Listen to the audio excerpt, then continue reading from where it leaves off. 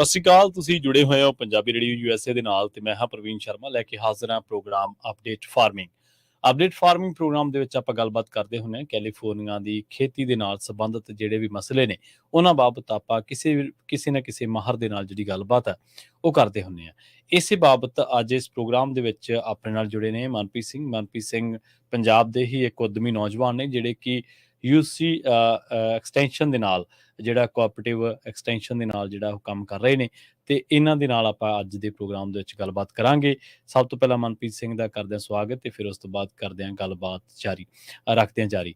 ਮਨਪ੍ਰੀਤ ਸਿੰਘ ਜੀ ਸਤਿ ਸ਼੍ਰੀ ਅਕਾਲ, ਸਵਾਗਤ ਹੈ ਪ੍ਰੋਗਰਾਮ ਅਪਡੇਟ ਫਾਰਮਿੰਗ ਦੇ ਵਿੱਚ। ਸਤਿ ਸ਼੍ਰੀ ਅਕਾਲ ਪ੍ਰਵੀਨ ਜੀ, ਧੰਨਵਾਦ ਮੈਨੂੰ ਆਪਣੇ ਪ੍ਰੋਗਰਾਮ 'ਚ ਮੌਕਾ ਦੇਣ ਲਈ ਤੇ ਸਾਰੇ ਹੀ ਦਰਸ਼ਕਾਂ ਨੂੰ ਸਤਿ ਸ਼੍ਰੀ ਅਕਾਲ। ਜੀ ਮਨਪ੍ਰੀਤ ਸਿੰਘ ਇੱਕ ਪੰਜਾਬ ਦੇ ਹੀ ਉੱਦਮੀ ਨੌਜਵਾਨ ਨੇ ਜਿਹੜੇ ਕਿ ਪੰਜਾਬ ਦੇ ਵਿੱਚੋਂ ਆਪਣੀ ਖੇਤੀਬਾੜੀ ਦੀ ਪੜ੍ਹਾਈ ਜਾਰੀ ਰੱਖਦੇ ਆ। ਅਮਰੀਕਾ ਦੇ ਵਿੱਚ ਆਪਣੀ ਖੇਤੀਬਾੜੀ ਦੀ ਪੜ੍ਹਾਈ ਜਿਹੜੀ ਆ ਉਹ ਜਾਰੀ ਰੱਖ ਰਹੇ ਨੇ ਤੇ ਨਾਲ ਕੰਮ ਵੀ ਕਰ ਰਹੇ ਨੇ। ਇਹਨਾਂ ਦੇ ਨਾਲ ਹੀ ਅੱਜ ਆਪਾਂ ਪ੍ਰੋਗਰਾਮ ਦੇ ਵਿੱਚ ਗੱਲਬਾਤ ਕਰਾਂਗੇ ਕਿ UC ਜਿਹੜੀ ਐਕਸਟੈਂਸ਼ਨ ਹੈ ਕੋਆਪਰੇਟਿਵ ਐਕਸਟੈਂਸ਼ਨ ਪ੍ਰੋਗਰਾਮ ਆ ਉਹ ਹੈ ਕੀ ਹੈ ਤੇ ਇਹਦੇ ਨਾਲ ਹੋਰ ਵੀ ਜਿਹੜੇ ਇਸ ਅਦਾਰੇ ਦੇ ਜਾਂ ਇਸ ਯੂਨੀਵਰਸਿਟੀ ਦੇ ਪ੍ਰੋਗਰਾਮ ਨੇ ਕਿਵੇਂ ਉਹ ਕਿਸਾਨਾਂ ਦੀ ਮਦਦ ਕਰਦੇ ਨੇ ਜਾਂ ਜਿਹੜੇ ਸਮਾਲ ਫਾਰਮਰਸ ਨੇ ਉਹਨਾਂ ਦੇ ਚੈਲੰਜਸ ਕੀ ਨੇ, ਕਿਉਂਕਿ ਇਸ ਵੇਲੇ ਇੱਕ ਬਹੁਤ ਵੱਡੀ ਬਹਿਸ ਇਹ ਵੀ ਹੈ ਕਿ ਸਮਾਲ ਫਾਰਮਰਸ ਦੀਆਂ ਜਿਹੜੀਆਂ ਦਿੱਕਤਾਂ ਨੇ ਬਹੁਤ ਜ਼ਿਆਦਾ ਨੇ। ਇਹਦੇ ਨਾਲ ਸਮਾਲ ਫਾਰਮਰ ਜਿਹੜਾ ਛੋਟਾ ਕਿਸਾਨ ਆ ਉਹ ਕੈਲੀਫੋਰਨੀਆ ਜਾਂ ਅਮਰੀਕੀ ਖੇਤੀ ਮਾਡਲ ਦੇ ਵਿੱਚੋਂ ਬਾਹਰ ਕਿਉਂ ਹੋ ਰਿਹਾ ਤੇ ਜਿਹੜਾ ਇਹਨਾਂ ਦਾ ਪੇਸ਼ਾ ਹੈ ਉਹਦੇ ਵਿੱਚ ਜਿਹੜਾ ਇਹਨਾਂ ਕੋਲੇ ਕੋਰਸ ਹੈ, ਜਿਹੜੀ ਇਹਨਾਂ ਕੋਲੇ ਜ਼ਿੰਮੇਵਾਰੀ ਹੈ technology and innovation for small farmers, ਉਹਦੇ ਤਹਿਤ ਇਹਨਾਂ ਦੀ ਜੌਬ ਦੇ ਪ੍ਰੋਫਾਈਲ ਦੇ ਵਿੱਚ ਕੀ ਕੁਛ ਆਉਂਦਾ, ਕੀ ਕੁਛ ਕਵਰ ਕਰਦੇ ਨੇ ਤੇ ਰਿਸਪੌਂਸਿਬਿਲਿਟੀਜ਼ ਕੀ ਨੇ, ਇਹਦੇ ਬਾਬਤ ਆਪਾਂ ਗੱਲਬਾਤ ਕਰਾਂਗੇ। ਮਨਪ੍ਰੀਤ ਸਿੰਘ ਜੀ, ਜਿਵੇਂ ਮੈਂ ਪੰਜਾਬ ਤੋਂ ਤੁਹਾਡੇ ਨਾਲ ਸ਼ੁਰੂਆਤ ਦੇ ਵਿੱਚ ਹੀ ਮੈਂ ਜ਼ਿਕਰ ਕੀਤਾ ਸੀਗਾ ਕਿ ਪੰਜਾਬ ਦੇ ਵਿੱਚ ਐਗਰੀਕਲਚਰ ਦੀ ਪੜ੍ਹਾਈ ਜਾਰੀ ਰੱਖਦੇ ਹਾਂ ਅਮਰੀਕਾ ਹੈ, ਤਾਂ ਇਸ ਵੇਲੇ ਮੈਨੂੰ ਇਹ ਦੱਸੋ ਕਿ ਤੁਸੀਂ ਅਮਰੀਕਾ ਦੇ ਵਿੱਚ ਕਿੱਥੇ ਪੜ੍ਹਾਈ ਕੀਤੀ, ਪੰਜਾਬ ਤੋਂ ਆ ਕੇ ਪੰਜਾਬ ਦੇ ਵਿੱਚ ਕੀ ਪੜ੍ਹਾਈ ਸੀ ਤੇ ਇੱਥੇ ਫਿਰ UC ਦੇ ਨਾਲ ਜੁੜਨ ਦਾ ਜਿਹੜਾ ਸਬੱਬ ਆ ਉਹ ਕਿਵੇਂ ਬਣਿਆ? ਹਾਂਜੀ ਪ੍ਰਵੀਨ ਜੀ, ਮੈਂ ਬਰਨਾਲਾ ਜ਼ਿਲ੍ਹਾ ਦੇ ਪਿੰਡ ਗਹਿਲ ਤੋਂ ਹਾਂ ਜੀ ਤੇ ਮੈਂ ਆਪਣੀ ਪੜ੍ਹਾਈ BSc ਐਗਰੀਕਲਚਰ ਖੇਤੀਬਾੜੀ ਦੇ ਵਿੱਚ ਪੰਜਾਬ ਐਗਰੀਕਲਚਰ ਯੂਨੀਵਰਸਿਟੀ ਲੁਧਿਆਣਾ ਤੋਂ ਪੂਰੀ ਕੀਤੀ ਜੀ ਤੇ ਉਸ ਤੋਂ ਬਾਅਦ ਮਾਸਟਰਸ ਇਨ ਹਾਰਟੀਕਲਚਰ ਜੀ ਵੀ ਪੰਜਾਬ ਐਗਰੀਕਲਚਰ ਲੁਧਿਆਣਾ ਯੂਨੀਵਰਸਿਟੀ ਤੋਂ ਕੀਤੀ, ਜਿਹਦੇ ਵਿੱਚ ਮੈਂ ਵੈਜੀਟੇਬਲ ਬਰੀਡਿੰਗ ਤੇ ਕੰਮ ਕੀਤਾ, ਖਰਬੂਜਿਆਂ ਤੇ ਹਾਈਬ੍ਰਿਡ ਬਰੀਡਿੰਗ ਦਾ ਕੰਮ ਕੀਤਾ। ਠੀਕ ਹੈ। ਤੇ ਮਾਸਟਰਸ ਪੂਰੀ ਹੋਣ ਤੋਂ ਬਾਅਦ ਫਿਰ ਮੈਂ 2018 ਦੇ ਵਿੱਚ US PhD ਲਈ ਟੈਕਸਸ ਟੈਕ ਯੂਨੀਵਰਸਿਟੀ ਲਬਕ ਦੇ ਵਿੱਚ ਆ ਗਿਆ ਜੀ ਤੇ ਉੱਥੇ ਫਿਰ ਮੈਂ ਆਪਣੀ PhD ਦੇ ਵਿੱਚ vegetable production, irrigation management, crop physiology ਤੇ ਕੰਮ ਕੀਤਾ ਜੀ ਤੇ PhD ਪੂਰੀ ਹੋਣ ਤੋਂ ਬਾਅਦ ਇਸੇ ਸਾਲ ਫੈਬਰੂਅਰੀ ਦੇ ਵਿੱਚ UC ਕੋਆਪਰੇਟਿਵ ਐਕਸਟੈਂਸ਼ਨ ਨਾਲ ਐਜ਼ ਅ ਕ੍ਰੌਪ ਐਡਵਾਈਜ਼ਰ ਮੈਂ ਜੌਬ ਜੁਆਇਨ ਕੀਤੀ ਹੈ ਜੀ ਤੇ ਇਹਦਾ ਟਾਈਟਲ ਆ technology and innovation for small farms. ਜੀ ਤੇ ਜਿਵੇਂ ਤੁਸੀਂ ਇਹਦੇ ਜੌਬ ਟਾਈਟਲ ਦੀ ਗੱਲ ਕੀਤੀ ਹੈ ਕਿ technology and innovation for small farmers, ਇੱਥੇ ਆਇਆ ਨੂੰ ਕਿੰਨਾ ਕੁ ਚਿਰ ਹੋ ਗਿਆ ਤੇ ਕਿਸ ਤਰ੍ਹਾਂ ਦਾ ਇਹ ਜਿਹੜਾ ਪ੍ਰੋਗਰਾਮ ਹੈ ਕਿਸਾਨਾਂ ਦੇ ਨਾਲ ਰਾਬਤਾ ਕਿਵੇਂ ਕਰਦੇ ਹੋ ਤੁਸੀਂ? ਹਾਂਜੀ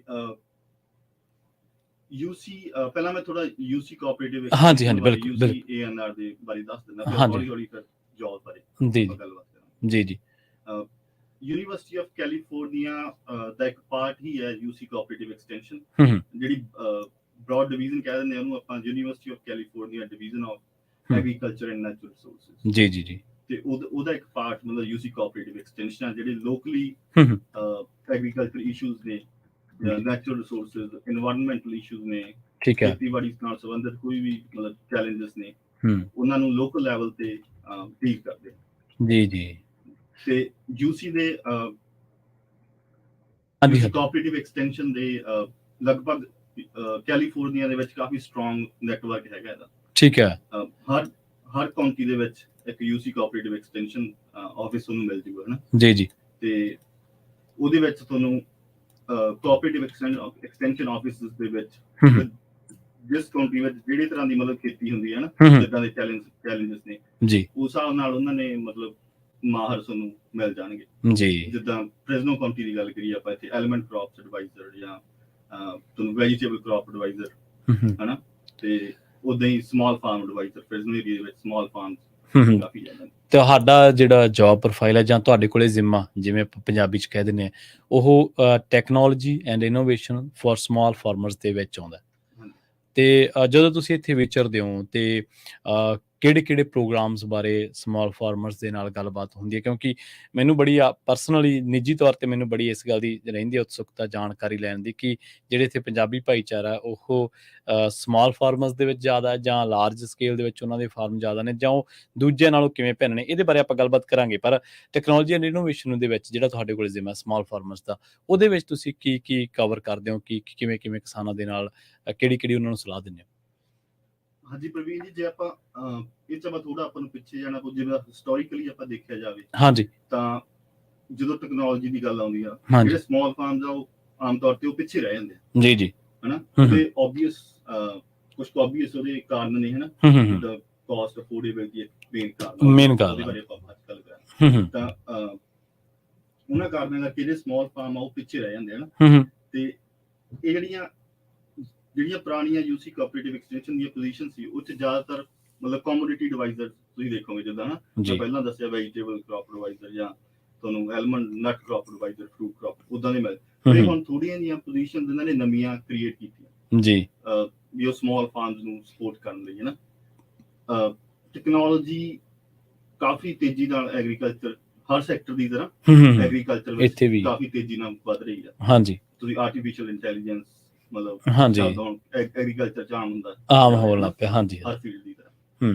ਤੇ ਫਿਰ ਜ਼ਿਆਦਾਤਰ ਜਿਹੜੇ ਲਾਰਜ ਫਾਰਮ ਆ ਉਹ ਉਹਨਾਂ ਨੂੰ ਐਕਸੈਸ ਹੈਗਾ ਟੈਕਨੋਲੋਜੀ ਤੇ, ਉਹਨਾਂ ਨੂੰ ਮਤਲਬ ਜਾਣਕਾਰੀ ਵੀ ਹੈਗੀ ਆ ਤੇ ਰਿਸੋਰਸਸ ਵੀ ਹੈਗੇ ਆ। ਹਾਂਜੀ, ਕਈ ਵਾਰ ਜਿਹੜੇ ਲਾਰਜ ਕਾਰਪੋਰੇਟ ਫਾਰਮਸ ਨੇ ਉਹਨਾਂ ਦੇ ਆਪ ਦਾ ਰਿਸਰਚ ਐਂਡ ਡਿਵੈਲਪਮੈਂਟ ਟੀਮਸ ਹੁੰਦੀਆਂ ਨੇ, ਹਨਾ, ਇਹਨਾਂ ਚੀਜ਼ਾਂ ਬਾਰੇ ਧਿਆਨ ਰੱਖਣ। ਪਰ ਜਿਹੜੇ ਸਮਾਲ ਫਾਰਮਸ ਉਹਨਾਂ ਤੱਕ ਉਹਦੇ ਜਾਣਕਾਰੀ ਪਹਿਲੀ ਗੱਲ ਮਤਲਬ ਪਹੁੰਚ ਹੀ ਨਹੀਂ ਪਾਉਂਦੀ ਉਹਨਾਂ ਤੱਕ, ਹਨਾ।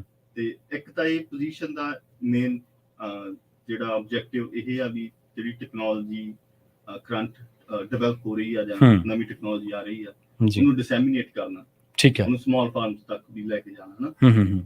ਤੇ ਟੈਕਨੋਲੋਜੀ ਦੀ ਅਸੈਸਮੈਂਟ ਕਰਨੀ ਵੀ ਟੈਕਨੋਲੋਜੀ, ਹੁਣ ਦੇਖੋ ਆਪਾਂ ਇੱਕ ਟੈਕਨੋਲੋਜੀ ਦੀ ਗੱਲ ਕਰਦੇ ਨਾ, ਇਰੀਗੇਸ਼ਨ ਦੇ ਵਿੱਚ ਮੋਇਸਚਰ ਸੈਂਸਰਸ ਆ ਗਏ, ਹਨਾ। ਕਿੰਨੀਆਂ ਹੀ ਕੰਪਨੀਆਂ, ਇੱਕ ਸਟਾਰਟਅਪਸ, ਕਿੰਨੇ ਹੀ ਮੋਇਸਚਰ ਸੈਂਸਰਸ ਨੇ ਨਾ, ਕਿੰਨੇ ਹੀ ਤਰ੍ਹਾਂ ਦੇ ਨੇ, ਪਰ ਉਹ 'ਚ ਆਪਾਂ ਅਸੈਸ ਕਰਨਾ ਵੀ ਸਮਾਲ ਫਾਰਮਸ ਲਈ ਕਿਹੜਾ ਵਧੀਆ ਟੈਕਨੋਲੋਜੀ ਐਪਰੋਪ੍ਰੀਏਟ ਹੋ ਸਕਦੀ ਹੈ। ਹਾਂਜੀ, ਤਾਂ ਇਹ ਇੱਕ ਮਤਲਬ ਪੱਖ ਹੈ ਇਹ ਜੌਬ ਦਾ।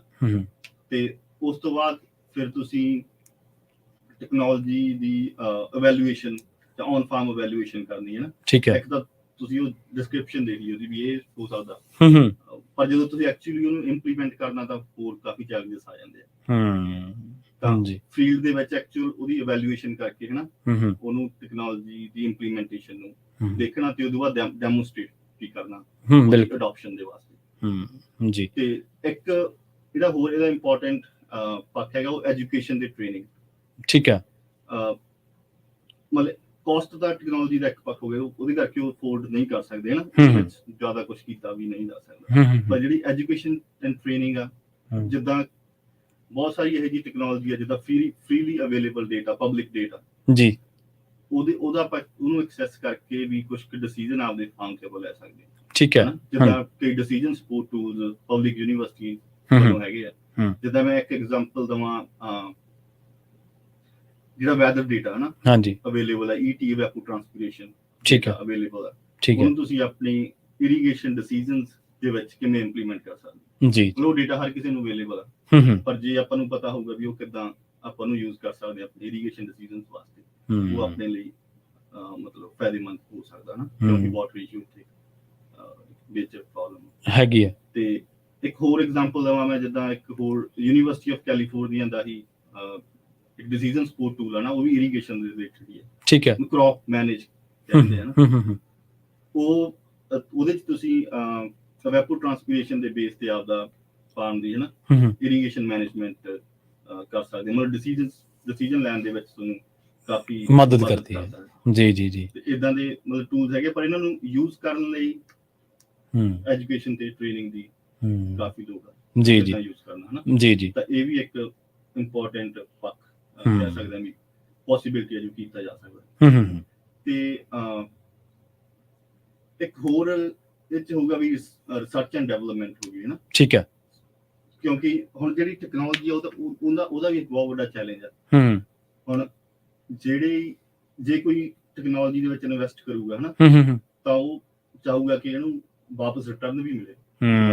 ਹਾਂਜੀ, ਬਿਲਕੁਲ ਬਿਲਕੁਲ। ਤੇ ਇਦਾਂ ਦੇ ਫ੍ਰੀ ਮਾਰਕੀਟ ਦੇ ਵਿੱਚ ਜਿਵੇਂ ਕਹਿੰਦੇ ਵੀ ਮਾਰਕੀਟ ਬਹੁਤ ਕਰੂਅਲ ਆ ਨਾ, ਤੇ ਤੁਹਾਨੂੰ ਸਰਵਾਈਵ ਕਰਨ ਲਈ ਪ੍ਰੋਫਿਟ ਵੀ ਚਾਹੀਦਾ। ਹਾਂਜੀ ਹਾਂਜੀ, ਬਿਲਕੁਲ। ਤੇ ਇਹੋ ਜਿਹੇ ਸਿਨੈਰੀਓ ਦੇ ਵਿੱਚ ਸਮਾਲ ਟੈਕਨੋਲੋਜੀ ਉਹ ਬਣਾਉਣੀ ਵੀ ਜਿਹੜੇ ਇੰਜੀਨੀਅਰ ਜਾਂ ਕੰਪਨੀਆਂ ਵਾਸਤੇ ਉਹ ਵੀ ਥੋੜੀ ਚੈਲੰਜਿੰਗ ਆ। ਹਾਂਜੀ, ਹਨਾ। ਤੇ ਉਹਦੇ ਵਿੱਚ ਇਹ ਰਿਸਰਚ ਐਂਡ ਡਿਵੈਲਪਮੈਂਟ ਵੀ ਆਪਾਂ ਸਮਾਲ ਫਾਰਮਿੰਗ ਲਈ ਟੂਲਸ ਡਿਵੈਲਪ ਕਰੀਏ, ਜਿੱਦਾਂ ਪਬਲਿਕ ਯੂਨੀਵਰਸਿਟੀ ਦੇ ਆਲਰੇਡੀ ਮੈਂ ਦੱਸਿਆ ਵੀ ਜਿੱਦਾਂ ਕ੍ਰੌਪ ਮੈਨੇਜਮੈਂਟ ਵਰਗੇ ਨਾ ਟੂਲਸ ਹੈਗੇ ਆ, ਤਾਂ ਇਹੋ ਜਿਹੇ ਟੂਲਸ ਆਪਾਂ ਡਿਵੈਲਪ ਕਰੀਏ ਜਿਹੜੇ ਵੀ ਫ੍ਰੀਲੀ ਅਵੇਲੇਬਲ ਹੋਣ ਸਾਰਿਆਂ ਨੂੰ, ਤੇ ਸਮਾਲ ਫਾਰਮਰਸ ਇਹਦਾ ਫਾਇਦਾ ਲੈ ਸਕਣ। ਠੀਕ ਹੈ। ਤੇ ਇਸ ਵੇਲੇ ਜਿਹੜੇ UC ਕੋਆਪਰੇਟਿਵ ਐਕਸਟੈਂਸ਼ਨ ਦੇ ਜਿਹੜੇ ਵੀ ਪ੍ਰੋਗਰਾਮ ਨੇ, ਜਿਵੇਂ ਤੁਸੀਂ ਇਰੀਗੇਸ਼ਨ ਦਾ ਜ਼ਿਕਰ ਕੀਤਾ ਜਾਂ ਹੋਰ ਜਿਹੜੇ ਰਿਸਰਚ ਕਰਦੇ ਨੇ ਫਾਰਮਰਸ, ਸਮਾਲ ਫਾਰਮਰਸ ਨੂੰ ਜਿਹੜਾ ਸਹਾਈ ਸਿੱਧ ਹੁੰਦੀਆਂ ਨੇ ਜਿਹੜੀਆਂ ਚੀਜ਼ਾਂ ਜਾਣਕਾਰੀ ਦੇ ਤੌਰ ਤੇ, ਕਿਹੜੇ ਪ੍ਰੋਗਰਾਮ ਦੱਸ ਸਕਦੇ ਹੋ ਤੁਸੀਂ UC ਕੋਆਪਰੇਟਿਵ ਐਕਸਟੈਂਸ਼ਨ ਦੇ? ਕਿਹੜੇ ਪ੍ਰੋਗਰਾਮ ਚੱਲ ਰਹੇ ਨੇ ਕਿਸਾਨਾਂ ਵਾਸਤੇ? ਹਾਂਜੀ, UC ਕੋਆਪਰੇਟਿਵ ਐਕਸਟੈਂਸ਼ਨ ਜਿੱਦਾਂ ਮੈਂ ਪਹਿਲਾਂ ਵੀ ਦੱਸਿਆ ਵੀ ਇੱਕ ਲੋਕਲ ਜਿਹੜੇ ਐਗਰੀਕਲਚਰ ਇਸ਼ੂਜ਼ ਨੇ ਹਨਾ, এনवायरमेंट ਰਿਲੇਟਡ ਪ੍ਰੋਬਲਮ ਨੇ, ਖੇਤੀਬਾੜੀ ਰਿਲੇਟਡ ਜੋ ਵੀ ਪ੍ਰੋਬਲਮ ਨੇ ਉਹਨੂੰ ਟਾਰਗੇਟ ਕਰਦੀ ਹੈ UC ਕੋਆਪਰੇਟਿਵ ਐਕਸਟੈਂਸ਼ਨ। ਜੀ ਜੀ। ਇਹ ਜ਼ਿਆਦਾਤਰ ਕਾਉਂਟੀ ਬੇਸਡ ਜੌਬਸ ਹੁੰਦੀਆਂ ਤੇ ਕ੍ਰਾਸ ਕਾਉਂਟੀ ਵੀ ਹੁੰਦੀਆਂ, ਜਿਵੇਂ ਇੱਕ ਐਡਵਾਈਜ਼ਰ ਨੂੰ ਮਲਟੀਪਲ ਕਾਉਂਟੀਜ਼ ਵੀ ਦਿੱਤੀਆਂ ਜਾਂਦੀਆਂ। ਠੀਕ ਹੈ। ਤੇ ਉਸ ਦੇ ਹਿਸਾਬ ਨਾਲ ਇਹਦੇ ਚ ਜਦੋਂ ਆਪਾਂ ਜੌਬ ਸ਼ੁਰੂ ਕਰਦੇ ਹਾਂ, ਇੱਕ ਚੀਜ਼ ਤੇ ਬਹੁਤ ਜ਼ੋਰ ਦਿੱਤਾ ਜਾਂਦਾ ਵੀ ਨੀਡ ਅਸੈਸਮੈਂਟ, ਵੀ ਤੁਹਾਨੂੰ ਹਨਾ ਜ਼ਰੂਰਤ ਮਤਲਬ ਕਿਹੜੀ ਚੀਜ਼ ਦੀ ਹੈ, ਉਹ ਤੇ ਨੀਡ ਅਸੈਸਮੈਂਟ ਦੇ ਬੇਸਿਸ ਤੇ ਫਿਰ ਜਿਹੜੇ ਐਡਵਾਈਜ਼ਰਸ ਨੇ ਉਹ ਆਪਣਾ ਪ੍ਰੋਗਰਾਮ ਡਿਵੈਲਪ ਕਰਦੇ ਆ। ਤੇ ਫਰਜ਼ ਕਰ ਲਓ ਵੀ ਇੱਥੇ ਜਿਵੇਂ ਵਾਟਰ ਇਸ਼ੂ ਆ ਜੀ, ਹਨਾ, ਵਾਟਰ ਸਕੇਰਸਿਟੀ ਦਾ ਮੇਨ ਚੈਲੰਜ ਹੈ, ਤਾਂ ਤੁਹਾਡੇ ਪ੍ਰੋਗਰਾਮ ਦਾ ਕਾਫੀ ਹਿੱਸਾ ਵਾਟਰ ਕੰਜ਼ਰਵੇਸ਼ਨ ਵੱਲ ਡਿਵੋਟਡ ਹੋ ਸਕਦਾ। ਠੀਕ ਹੈ, ਹਨਾ। ਤੇ ਇਸ ਤਰ੍ਹਾਂ ਜਿਹੜੇ ਅਲੱਗ-ਅਲੱਗ ਐਡਵਾਈਜ਼ਰਸ ਨੇ, ਜਿੱਦਾਂ ਐਲੀਮੈਂਟ ਐਡਵਾਈਜ਼ਰ ਹੋ ਗਿਆ ਨਾ, ਵੈਜੀਟੇਬਲ ਐਡਵਾਈਜ਼ਰ, ਤਾਂ ਉਹਨਾਂ ਦੇ ਆਪਣੇ ਪ੍ਰੋਗਰਾਮ ਨੇ ਉਹਨਾਂ ਦੀ ਨੀਡ ਅਸੈਸਮੈਂਟ ਦੇ ਬੇਸਿਸ ਤੇ। ਜੀ ਜੀ। ਹਨਾ, ਜਿੱਦਾਂ ਐਲੀਮੈਂਟ ਕ੍ਰੌਪਸ ਆ, ਉਹ ਐਲੀਮੈਂਟ ਜਿਹੜਾ ਇਸ਼ੂ ਆ ਨਾ, ਐਲੀਮੈਂਟ ਦੇ ਵਿੱਚ ਕ੍ਰੌਪ ਦੇ ਵਿੱਚ ਜੋ ਵੀ ਇਸ਼ੂਜ਼ ਨੇ ਉਹਨਾਂ ਨਾਲ ਡੀਲ ਕਰੂਗਾ। ਤੇ ਜਿਹੜਾ ਵੈਜੀਟੇਬਲ ਕ੍ਰੌਪ ਐਡਵਾਈਜ਼ਰ ਆ, ਉਹ ਵੈਜੀਟੇਬਲ ਕ੍ਰੌਪਸ ਪ੍ਰੋਡਕਸ਼ਨ ਨਾਲ ਰਿਲੇਟਡ ਜੋ ਵੀ ਚੈਲੰਜਸ ਨੇ ਹਨਾ, ਉਹਦੇ ਹਿਸਾਬ ਨਾਲ ਉਹਨਾਂ ਦਾ ਪ੍ਰੋਗਰਾਮ। ਅੱਛਾ, ਇਹ ਤਾਂ UC ਵੱਲੋਂ ਅਪਰੋਚ ਹੋ ਗਈ ਨਾ ਕਿ ਕਿਸਾਨਾਂ ਨੂੰ ਆਪਾਂ ਵੱਖ-ਵੱਖ ਤਰੀਕੇ ਨਾਲ ਫੈਸਿਲਿਟੇਟ ਕਰਨਾ ਹੈ, ਜਿੱਥੇ ਬੇਸਿਕਲੀ ਆਪਾਂ ਕਹਿ ਸਕਦੇ ਹਾਂ ਵੀ ਇੱਕ ਫ੍ਰੀ ਇਨਫੋਰਮੇਸ਼ਨ ਦਾ ਬਹੁਤ ਵਧੀਆ ਸੋਰਸ ਆ। ਜੀ ਜੀ। ਜਿਹੜੀ ਅਪਲਾਈਡ ਰਿਸਰਚ ਜਾਂ ਸਾਇੰਸ ਬੇਸਡ ਸੋਲੂਸ਼ਨ ਨੇ, ਟੈਸਟਡ ਟੈਕਨੋਲੋਜੀ ਆ, ਉਹ ਤੁਸੀਂ ਜੇ ਤੁਸੀਂ ਮਤਲਬ ਹੁਣ ਕਾਫੀ ਟੈਕਨੋਲੋਜੀ ਅਵੇਲੇਬਲ ਆ, ਪਰ ਤੁਸੀਂ ਚੂਜ਼ ਨਹੀਂ ਕਰ ਸਕਦੇ ਨਾ ਜੀ ਜੀ ਕਿਹੜੀ ਤੁਹਾਡੇ ਲਈ ਠੀਕ ਹੋ ਸਕਦੀ ਹੈ, ਕਿਹੜੀ ਨਹੀਂ, ਮਤਲਬ ਪਰ ਤੁਸੀਂ UC ਇੱਕ ਥਰਡ ਪਾਰਟੀ ਟੈਸਟਿੰਗ ਹੈ ਨਾ ਜੀ ਕਹਿ ਸਕਦੇ ਆ ਜੀ ਜੀ, ਉਸ ਫੀਲਡ ਦੇ ਵਿੱਚ ਵੀ ਹੈਲਪ ਕਰਦੀ ਹੈ। ਜੀ ਜੀ। ਤੇ ਕਿਸਾਨ ਵੀ ਪਹੁੰਚ ਕਰਦਾ ਤੁਹਾਡੇ ਤੱਕ? ਕਿਸਾਨ ਵੀ ਖੁਦ ਅਪਰੋਚ ਕਰਦੇ ਨੇ ਜਾਂ ਤੁਹਾਨੂੰ ਹੀ ਕਿਸਾਨਾਂ ਨੂੰ ਹੱਲਾਸ਼ੇਰੀ ਦੇਣੀ ਪੈਂਦੀ ਹੈ ਕਿ ਬਈ ਸਾਡੇ ਤੱਕ ਅਪਰੋਚ ਕਰੋ, ਅਸੀਂ ਤੁਹਾਡੀ ਮਦਦ ਕਰਾਂਗੇ? ਹਾਂਜੀ, ਦੋਨੇ ਤਰੀਕੇ ਨਾਲ ਹੀ ਹੁੰਦਾ। ਜਿੱਦਾਂ ਸ਼ੁਰੂ ਚ ਤੁਸੀਂ ਹੁਣ ਜੌਬ ਸਟਾਰਟ ਕਰਦੇ ਹੋ ਜੀ, ਤਾਂ ਮੈਨੂੰ ਕੋਈ ਜਾਣਦਾ ਨਹੀਂ, ਤਾਂ ਮੈਨੂੰ ਰੀਚ ਆਊਟ ਕਰਨਾ ਪਊਗਾ ਨਾ। ਠੀਕ ਹੈ। ਦੱਸਣਾ ਪਊਗਾ ਵੀ ਮੈਂ ਆਹ ਪੋਜੀਸ਼ਨ ਤੇ ਕੰਮ ਕਰ ਰਿਹਾ ਤੇ ਇਹ ਮੇਰਾ ਫੀਲਡ ਆ, ਵੀ ਮੈਂ ਕੀ ਪ੍ਰੋਬਲਮਸ ਨੇ ਤੇ ਕਿੱਦਾਂ ਨਾ ਡੀਲ ਕਰ। ਜੋ ਤੁਸੀਂ ਫਾਰਮਰਸ ਨੂੰ ਤੁਹਾਨੂੰ ਪਹਿਲਾਂ ਵੀ ਕੰਟੈਕਟ ਕਰਨਾ ਪਊਗਾ, ਕਿਉਂਕਿ ਫੇਰ ਹੀ ਤੁਹਾਨੂੰ ਪਤਾ ਲੱਗੂਗਾ ਵੀ ਤੁਹਾਡਾ ਪ੍ਰੋਗਰਾਮ ਤੁਸੀਂ ਡਿਫਾਈਨ ਕਰੋਗੇ ਨਾ, ਤੁਹਾਡਾ ਪ੍ਰੋਗਰਾਮ ਕਿਹੜੀ ਡਾਇਰੈਕਸ਼ਨ ਚ ਜਾਊਗਾ। ਤੇ ਇੱਕ ਵਾਰ ਮੇਰੇ ਹਿਸਾਬ ਨਾਲ ਵੀ ਤੁਸੀਂ ਸ਼ੁਰੂ ਚ ਨਾ ਆਪ ਰੀਚ ਆਊਟ ਕਰਦੇ ਹੋ ਜੀ, ਤੇ ਹੌਲੀ ਹੌਲੀ ਫਿਰ ਜਦੋਂ ਤੁਹਾਡਾ ਲੋਕਾਂ ਨੂੰ ਪਤਾ ਲੱਗ ਜਾਂਦਾ ਤਾਂ ਫਿਰ ਤੁਹਾਨੂੰ ਰੀਚ ਆਊਟ ਕਰ ਸਕਦੇ। ਬਾਕੀ ਜਿੱਦਾਂ ਮੈਨੂੰ ਅਜੇ ਮੇਰੀ ਵੀ ਇੱਕ ਨਵੀਂ ਜੌਬ ਆ, ਜਿੱਦਾਂ ਪਤਾ ਲੱਗਦਾ ਜਾਊਗਾ ਤੇ ਹਾਂ ਜੀ ਤਾਂ ਪ੍ਰੋਗਰਾਮ ਰਿਫਾਈਨ ਹੁੰਦਾ ਜਾਊਗਾ। ਜੀ ਜੀ ਜੀ। ਇੱਥੇ UC ਐਕਸਟੈਂਸ਼ਨ ਦਾ ਜਿਹੜਾ ਆਫਿਸ ਆ ਉਹ ਸ਼ਾਇਦ ਸ਼ਾਹ ਤੇ ਪੈਂਦਾ, ਸ਼ਾਹ ਜਿਹੜਾ ਐਵੀਨਿਊ ਉੱਥੇ ਪੈਂਦਾ। ਤੇ ਇਹਦੇ ਲਈ ਕੀ ਜਿਹੜੀ ਯੂਨੀਵਰਸਿਟੀ ਆਫ ਕੈਲੀਫੋਰਨੀਆ ਜਾਂ ਜਿਵੇਂ ਤੁਸੀਂ ਸਮਾਲ ਫਾਰਮਰਸ ਦੇ ਲਈ ਵੱਖ-ਵੱਖ ਪ੍ਰੋਗਰਾਮਾਂ ਦਾ ਜ਼ਿਕਰ ਕੀਤਾ, ਕਿ ਇਹਨਾਂ ਦਾ ਜਿਹੜਾ ਮੰਤਵ ਆ ਉਹ ਸਿਰਫ ਇੱਕ ਡਾਟਾ ਕੈਲਕੂਲੇਸ਼ਨ ਤੱਕ ਹੀ ਸੀਮਿਤ ਹੈ ਇਸ ਵੱਖ-ਵੱਖ ਪ੍ਰੋਗਰਾਮਾਂ ਦਾ, ਜਾਂ ਇਹਨਾਂ ਪ੍ਰੋਗਰਾਮਾਂ ਦੇ ਜ਼ਰੀਏ ਜਿਹੜਾ ਸਮਾਲ ਫਾਰਮਰ ਹੈ ਉਹਨੂੰ ਵੱਧ ਤੋਂ ਵੱਧ ਫੈਸਿਲੀਟੇਟ ਵੀ ਕਰਨਾ, ਉਹਨੂੰ ਜੇ ਕੋਈ ਗ੍ਰਾਂਟਸ ਮਿਲਦੀਆਂ ਨੇ, ਜੇ ਕੋਈ ਫੰਡ ਮਿਲਦੇ ਨੇ, ਉਹਨਾਂ ਪ੍ਰਤੀ ਜਾਗਰੂਕ ਵੀ ਕਰਨਾ, ਉਹ ਵੀ ਮਦਦ ਤੁਸੀਂ ਕਰਦੇ ਹੋ? ਹਾਂਜੀ, ਇਹ ਤੁਸੀਂ ਬਹੁਤ ਵਧੀਆ ਸਵਾਲ ਪੁੱਛਿਆ। ਮਤਲਬ ਜਿਹੜੀਆਂ ਇੱਕ ਤਾਂ ਆਪਾਂ ਕਹਿ ਦਿੰਦੇ ਆ ਵੀ ਜਿਹੜੀ ਟੈਕਨੋਲੋਜੀ ਦੀ ਗੱਲ ਕਰੀਏ ਜੇ ਆਪਾਂ, ਹਾਂਜੀ ਹਾਂਜੀ, ਜਿਹੜੀ ਅਫੋਰਡੇਬਿਲਟੀ ਆ ਕਰਕੇ ਜਿਹੜੇ ਸਮਾਲ ਫਾਰਮ ਕਾਫੀ ਪਿੱਛੇ ਰਹੇ ਨੇ, ਪਰ ਇਹਦੇ ਚ ਹੁਣ ਗਵਰਨਮੈਂਟ ਵੱਲੋਂ ਇਨਸੈਂਟਿਵਸ ਵੀ ਮਿਲਦੇ ਨੇ ਹਨਾ। ਜੀ ਜੀ। ਪਰ ਜੇ ਆਪਾਂ ਦੇਖਿਆ ਜਾਵੇ ਤਾਂ ਜ਼ਿਆਦਾਤਰ ਜਿਹੜੇ ਇਨਸੈਂਟਿਵਸ ਨੇ ਉਹ ਉੱਪਰਲੇ ਲੈਵਲ ਤੱਕ ਹੀ ਰਹਿ ਜਾਂਦੇ ਨਾ, ਲਾਰਜ ਫਾਰਮ ਜ਼ਿਆਦਾ ਐਕਸੈਸ ਕਰਦੇ ਕਿਉਂਕਿ ਉਹਨਾਂ ਕੋਲ ਜ਼ਿਆਦਾ ਇਨਫੋਰਮੇਸ਼ਨ ਆ ਤੇ ਸੋਰਸਸ ਹੈਗੇ ਤੇ ਪੇਪਰ ਵਰਕ ਇਨਵੋਲਵ ਬਿਲਕੁਲ ਜੀ ਜੀ। ਤੇ ਜੇ ਉਹਨਾਂ ਟੀਮਸ ਹੁੰਦੀਆਂ ਜਿਹੜੀ ਪੇਪਰ ਵਰਕ ਵਗੈਰਾ ਕਰ ਸਕਦੀਆਂ ਨੇ। ਹਾਂਜੀ, ਪਰ ਜੇ ਆਪਾਂ ਸਮਾਲ ਫਾਰਮ ਦੇਖੀਏ ਤੇ ਉਹਨਾਂ ਨੂੰ ਇਹ ਇਨਫੋਰਮੇਸ਼ਨ ਪਹੁੰਚਦੀ ਹੀ ਨਹੀਂ ਕਈ ਵਾਰ ਤਾਂ ਉਹਨਾਂ ਤੱਕ ਜੀ ਜੀ।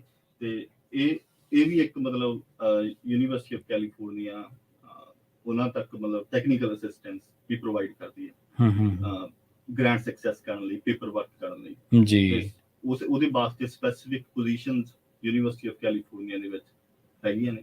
ਠੀਕ ਹੈ, ਉਹਦੇ ਅੰਡਰ ਜਿਹੜੀਆਂ ਟੈਕਨੀਕਲ ਅਸਿਸਟੈਂਸ ਪ੍ਰੋਵਾਈਡ ਕਰਦੀਆਂ, ਮਤਲਬ ਉਸ ਹਰ ਇੱਕ ਲਈ ਅਵੇਲੇਬਲ ਆ, ਪਰ ਸਮਾਲ ਫਾਰਮਸ ਦਾ ਜ਼ਰੂਰ ਫਾਇਦਾ ਲੈ ਸਕਦੇ ਜੀ ਜੀ। ਇੱਕ ਮਨਪ੍ਰੀਤ ਜੀ, ਇੱਥੇ ਅਕਸਰ ਹੀ ਬਹਿਸ ਚੱਲ ਰਹੀ ਹੈ, ਬਹੁਤ ਵੱਡੀ ਬਹਿਸ ਹੈ, ਔਰ ਖੇਤੀ ਦੇ ਲਿਹਾਜ਼ ਤੋਂ ਉਹਦੇ ਮਾਇਨੇ ਵੀ ਨੇ, ਇਹ ਨਹੀਂ ਗੱਲ ਕਿ ਉਹ ਫਜ਼ੂਲ ਦੀ ਬਹਿਸ ਕਰ ਰਹੇ ਆ।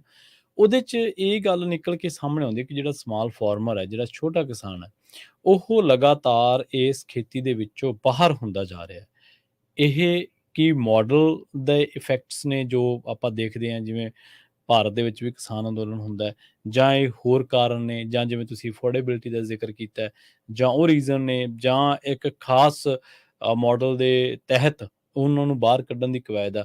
ਤੁਸੀਂ ਕਿਵੇਂ ਦੇਖਦੇ ਹੋ ਕਿ ਵਾਕਈ ਉਹਦੇ ਚੈਲੰਜਸ ਜ਼ਿਆਦਾ ਨੇ ਤੇ ਉਹ ਕੁਇਟ ਕਰ ਰਹੇ ਨੇ ਖੇਤੀ ਨੂੰ? ਹਾਂਜੀ, ਹਾਂਜੀ, ਤੁਹਾਡਾ ਆਨਸਰ ਦੇਣ ਤੋਂ ਪਹਿਲਾਂ ਮੈਂ ਸਮਾਲ ਫਾਰਮ ਜਿਹੜਾ ਅਮਰੀਕਾ ਦੇ ਵਿੱਚ ਡਿਫਾਈਨ ਕੀਤਾ ਜਾਂਦਾ ਉਹਦੇ ਬਾਰੇ ਹਾਂਜੀ ਹਾਂਜੀ ਹਾਂਜੀ।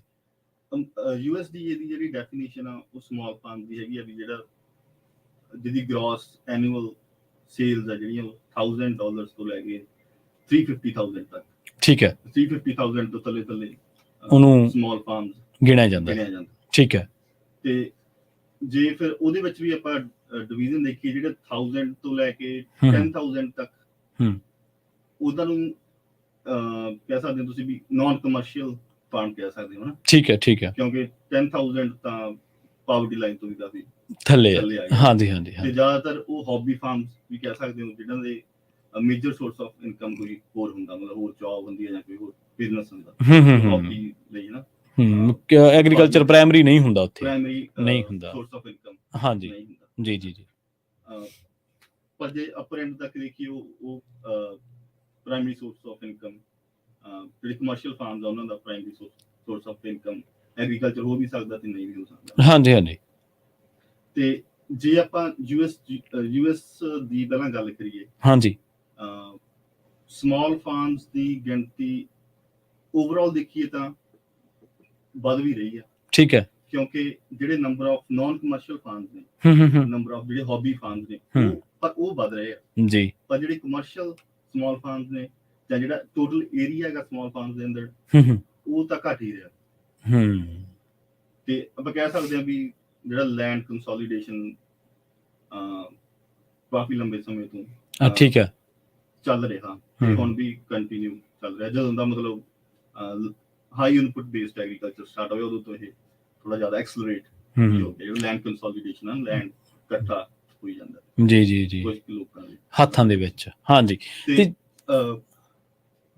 ਹਾਂਜੀ ਬਿਲਕੁਲ, ਮੈਂ ਇਹ ਪੁੱਛ ਰਿਹਾ ਸੀ ਇਸੇ ਲੈਂਡ ਕੰਸੋਲੀਡੇਸ਼ਨ ਜਿਹੜਾ ਤੁਸੀਂ ਜ਼ਿਕਰ ਕੀਤਾ, ਇਹਦੇ ਵਿੱਚ ਜਿਹੜੀ ਟੈਕਨੋਲੋਜੀ ਹੈ ਜਾਂ ਜਿਹੜਾ ਇਨੋਵੇਸ਼ਨ ਫॉर ਸਮਾਲ ਫਾਰਮਰ, ਜਿਹੜਾ ਤੁਹਾਡਾ ਵੀ ਪ੍ਰੋਫਾਈਲ ਹੈ, ਤੁਹਾਡੇ ਕੋਲੇ ਵੀ ਉਸ ਚੀਜ਼ ਦਾ ਜ਼ਿੰਮਾ ਹੈ, ਤੁਸੀਂ ਵੀ ਉਹਦੇ ਨਾਲ ਮਿਲ ਕੇ ਗੱਲਬਾਤ ਕਰਦੇ ਹੋ ਕਿਸਾਨਾਂ ਦੇ ਨਾਲ, ਤਾਂ ਇਹ ਕਿਵੇਂ ਉਹਨਾਂ ਚੀਜ਼ਾਂ ਦੇ ਨਾਲ, ਉਹਨਾਂ ਚੈਲੰਜਸ ਦੇ ਨਾਲ ਲੜਨ ਦੇ ਉਹਨਾਂ ਨੂੰ ਸਮਰੱਥ ਬਣਾਉਂਦਾ, ਜਾਂ ਤੁਸੀਂ ਕਿਵੇਂ ਉਹਦੇ 'ਚ ਹੈਲਪ ਕਰਦੇ ਹੋ? ਹਾਂਜੀ, ਟੈਕਨੋਲੋਜੀ ਦਾ ਕਾਫੀ ਸੀਰੀਅਸ ਚੈਲੰਜ ਕਹਿ ਸਕਦੇ ਆਪਾਂ ਜਿਹੜੇ ਸਮਾਲ ਫਾਰਮਸ ਕਰਕੇ, ਜਿੱਦਾਂ ਮੈਂ ਪਹਿਲਾਂ ਗੱਲ ਕੀਤੀ ਵੀ ਉਹਨਾਂ ਨੂੰ ਟੈਕਨੋਲੋਜੀ ਇੰਪਲੀਮੈਂਟੇਸ਼ਨ ਸਮਾਲ ਫਾਰਮ ਦੇ ਵਿੱਚ, ਮਤਲਬ ਕਰੰਟ ਜਿਹੜਾ ਇਕਨੋਮਿਕ ਮਾਡਲ ਹੈ ਨਾ, ਖੇਤੀਬਾੜੀ ਦਾ ਮਾਡਲ ਆ, ਉਹਦੇ ਵਿੱਚ ਕਾਫੀ ਮੁਸ਼ਕਿਲ ਕਹਿ ਸਕਦੇ ਹਾਂ ਜੀ ਜੀ ਜੀ। ਜਿਹੜੀ ਹਾਈ ਕਾਸਟ ਕਰਕੇ ਇੱਕ ਤਾਂ, ਤੇ ਇੱਕ ਰਿਟਰਨ ਔਨ ਇਨਵੈਸਟਮੈਂਟ ਹੈ ਜਿਹੜੀ ਸਮਾਲ ਫਾਰਮ ਲਈ ਟੈਕਨੋਲੋਜੀ ਦੀ। ਜੇ ਤੁਸੀਂ ਮਤਲਬ ਕਿਸੇ ਇਕਵਿਪਮੈਂਟ 'ਚ ਇਨਵੈਸਟ ਕਰ ਰਹੇ ਹੋ, ਹਾਰਵੈਸਟਿੰਗ ਇਕਵਿਪਮੈਂਟ ਜਾਂ ਕੁਝ, ਬੀਡਿੰਗ ਇਕਵਿਪਮੈਂਟ ਵੱਡੇ ਹੋ ਗਏ ਨਾ, ਤੁਸੀਂ ਰਿਟਰਨ ਔਨ ਇਨਵੈਸਟਮੈਂਟ ਤੁਹਾਨੂੰ ਦੇਖਣੀ ਪੈਣੀ ਹੈ ਵੀ ਤੁਹਾਡੀ ਹੋਊਗੀ। ਜੇ ਉਹ ਸਮਾਲ ਫਾਰਮ ਦੀ ਗੱਲ ਕਰੀਏ ਤਾਂ ਸਮਾਲ ਫਾਰਮ ਲਈ ਰਿਟਰਨ ਔਨ ਇਨਵੈਸਟਮੈਂਟ ਫਿੱਟ ਨਹੀਂ ਬੈਠਦੀ ਕਈ ਵਾਰੀ, ਠੀਕ ਹੈ ਹਨਾ, ਜ਼ਿਆਦਾਤਰ ਕੇਸਿਸ ਦੇ ਵਿੱਚ ਫਿੱਟ ਨਹੀਂ ਬੈਠਦੀ ਕਿਉਂਕਿ ਹਾਈ ਕਾਸਟ ਜਿਹੜੀ ਇਨਪੁਟ ਦੀ ਹੋ ਜਾਂਦੀ ਹੈ। ਜੀ ਜੀ, ਤਾਂ ਕਰਕੇ ਵੀ ਇਹ ਟੈਕਨੋਲੋਜੀ ਇੰਪਲੀਮੈਂਟੇਸ਼ਨ ਸਮਾਲ ਫਾਰਮਸ ਲਈ ਕਾਫੀ ਮਤਲਬ ਚੈਲੰਜਿੰਗ ਕਹਿ ਸਕਦੇ ਹਾਂ ਹੈਗਾ। ਠੀਕ ਹੈ। ਜੇ ਆਪਾਂ ਥੋੜਾ ਜਿਹਾ ਪਿੱਛੇ ਜਾ ਕੇ ਦੇਖੀਏ, ਜਦੋਂ 1960s 70s ਦੇ ਵਿੱਚ ਟੋਮੈਟੋ ਹਾਰਵੈਸਟਰ ਜਿਹੜੇ ਆਟੋਮੇਟਿਡ ਟੋਮੈਟੋ ਹਾਰਵੈਸਟਰ ਆਏ ਹਨ। ਪਹਿਲਾਂ ਜਿਹੜਾ ਟੋਮੈਟੋ ਕ੍ਰੌਪ ਆ ਉਹ ਐਜ਼ ਅ ਮਤਲਬ part of your whole cropping system ਇੱਕ ਪਾਰਟ ਹੁੰਦਾ ਸੀ ਟੋਮੈਟੋ ਤੁਹਾਡੀ, ਹੈ ਨਾ। ਹਾਂਜੀ ਹਾਂਜੀ। ਉਸ ਤੋਂ ਬਾਅਦ ਜਦੋਂ ਟੋਮੈਟੋ ਹਾਰਵੈਸਟਰ ਆ ਗਏ, ਉਸ ਤੋਂ ਬਾਅਦ ਟੋਮੈਟੋ ਇੱਕ ਕਮੋਡਿਟੀ ਕ੍ਰੌਪ ਐਜ਼ ਲਾਈਕ ਤੁਸੀਂ ਸਾਰੇ ਫੀਲਡ ਟੋਮੈਟੋ ਦਾ ਹੋ ਤਾਂ ਟੋਮੈਟੋ ਸਮਾਲ ਫਾਰਮ ਵੀ ਗਰੋ ਕਰਦੇ ਸੀ। ਪਰ ਹੁਣ ਦੇਖਿਆ ਜਾਵੇ ਜ਼ਿਆਦਾਤਰ ਜਿਹੜਾ ਟੋਮੈਟੋ ਆ ਜੋ ਹਨਾ ਆਟੋਮੇਸ਼ਨ ਵੱਧਦੀ ਗਈ, ਹਾਂਜੀ, ਤੇ ਜਿਹੜੀ ਸਮਾਲ ਫਾਰਮਸ ਆ ਉਹਦੇ ਵਿੱਚ ਉਹ ਕੰਪੀਟ ਨਹੀਂ ਕਰ ਸਕਦੇ, ਹਨਾ। ਤਾਂ ਕਰਕੇ 1950-60 ਦੇ ਵਿੱਚ ਜਦੋਂ ਆਟੋਮੇਸ਼ਨ ਵਧਣੀ ਸ਼ੁਰੂ ਹੁੰਦੀ ਹੈ ਤਾਂ ਜਿਹੜੀ ਲੈਂਡ ਕੰਸੋਲੀਡੇਸ਼ਨ ਆ ਉਦੋਂ ਐਕਸਲਰੇਟ ਹੋ ਜਾਂਦੀ ਹੈ। ਜੀ ਜੀ ਜੀ। ਤੇ ਇੱਕ ਟੈਕਨੋਲੋਜੀ ਦਾ ਮਤਲਬ ਇਹਦੇ ਚ ਚੈਲੰਜ ਜ਼ਰੂਰ ਹੈਗਾ ਸਮਾਲ ਫਾਰਮਸ ਦੇ ਲਈ, ਤੇ ਕਿਉਂਕਿ ਸਮਾਲ ਫਾਰਮਸ ਫਿਰ ਜ਼ਿਆਦਾਤਰ ਉਹਨਾਂ ਕ੍ਰੌਪਸ ਵੱਲ ਚਲੇ ਗਏ ਜਿਹੜੀਆਂ ਜਿਨ੍ਹਾਂ ਵਿੱਚ ਟੈਕਨੋਲੋਜੀ ਘੱਟ ਆ। ਜੀ ਜੀ ਜੀ, ਹਨਾ, ਤੇ ਆਟੋਮੇਸ਼ਨ ਘੱਟ ਆ, ਜਿੱਦਾਂ ਵੈਜੀਟੇਬਲ ਕ੍ਰੌਪਸ ਹੋ ਗਈਆਂ, ਜਿੱਦਾਂ ਹੈਂਡ ਹਾਰਵੈਸਟਡ ਫਰੂਟਸ ਹੋ ਗਏ, ਹੈਂਡ ਹਾਰਵੈਸਟਿੰਗ। ਜੀ ਜੀ ਜੀ। ਤੇ ਇਦਾਂ ਦੇ ਮਤਲਬ ਸਿਨੈਰੀਓ ਦੇ ਵਿੱਚ ਜਿਹੜੀਆਂ ਸਾਡੀਆਂ ਜੌਬਸ ਆ technology and innovation for small farms, ਹਾਂਜੀ, ਤੇ ਉਹਨਾਂ ਨੂੰ ਮਤਲਬ ਐਪਰੋਪ੍ਰੀਏਟ ਟੈਕਨੋਲੋਜੀ ਵੱਲ ਮਤਲਬ ਡਿਸੈਮੀਨੇਟ ਕਰਨ ਲਈ ਜਾਂ ਉਹਦੇ ਬਾਰੇ ਐਜੂਕੇਸ਼ਨ ਤੇ ਟ੍ਰੇਨਿੰਗ ਲਈ ਕਿਤੇ ਨਾ ਕਿਤੇ ਮਤਲਬ ਉਹ ਹੈਲਪ ਕਰ ਸਕਦੀ ਹੈ। ਜੀ ਜੀ ਜੀ ਜੀ। ਅੱਛਾ, ਜਿਹੜਾ ਟੈਕਨੋਲੋਜੀ ਸੰਬੰਧਿਤ ਜਿਹੜੇ ਚੈਲੰਜਸ ਨੇ ਸਮਾਲ ਫਾਰਮਰਸ ਦੇ, ਉਹ ਕੀ ਨੇ? ਤੋਂ ਤੁਸੀਂ ਕੀ ਮੰਨਦੇ ਹੋ? ਸਭ ਤੋਂ ਪਹਿਲਾਂ ਤਾਂ ਦੇਖਿਆ ਜਾਵੇ ਮਤਲਬ ਰਿਟਰਨ ਔਨ ਇਨਵੈਸਟਮੈਂਟ, ਹਾਂਜੀ, ਇੱਕ ਵੱਡਾ ਚੈਲੰਜ ਹੈ ਨਾ। ਉਹ ਸਮਾਲ ਫਾਰਮ ਦੇ ਲਈ ਵੀ ਹੈ ਤੇ ਲਾਰਜ ਫਾਰਮ ਦੇ ਲਈ ਵੀ ਹੈ। ਪਰ ਜਿਹੜਾ ਲਾਰਜ ਫਾਰਮ ਆ ਉਹਦੀ ਰਿਸਕ ਬੀਅਰਿੰਗ ਕੈਪੈਸਿਟੀ ਜ਼ਿਆਦਾ ਹੈ, ਤੇ ਸਮਾਲ ਫਾਰਮ ਦੀ ਰਿਸਕ ਬੀਅਰਿੰਗ ਕੈਪੈਸਿਟੀ ਬਹੁਤ ਘੱਟ ਜਾਂ ਨਾ ਦੇ ਬਰਾਬਰ ਹੀ ਹੈ। ਹਾਂਜੀ, ਤੁਸੀਂ ਕੋਈ ਵੀ ਆਪਦਾ ਸਿਸਟਮ ਚਲਾ ਰਹੇ ਹੋ ਤਾਂ ਉਹ ਚੇਂਜ ਕਰਨਾ ਮਤਲਬ ਔਖਾ ਹੈ ਨਾ, ਰਿਸਕ ਆ ਉਹਦੇ ਵਿੱਚ। ਜੀ ਜੀ। ਤੇ ਇਹ ਡਿਫਰੈਂਸ ਮਤਲਬ ਮੇਨ ਮੈਨੂੰ ਲੱਗਦਾ ਇੱਕ ਤਾਂ ਜਿਹੜੀ ਕਾਸਟ ਹੋਊਗੀ ਰਿਟਰਨ ਔਨ ਇਨਵੈਸਟਮੈਂਟ, ਜੀ ਜੀ, ਜਿਹੜਾ ਰਿਸਕ ਆ, ਹਨਾ, ਤੁਸੀਂ ਉਹ ਰਿਸਕ ਨਹੀਂ ਲੈ ਸਕਦੇ ਸਮਾਲ ਫਾਰਮ ਦੇ ਲੈਵਲ ਤੇ। ਜੀ ਜੀ ਜੀ।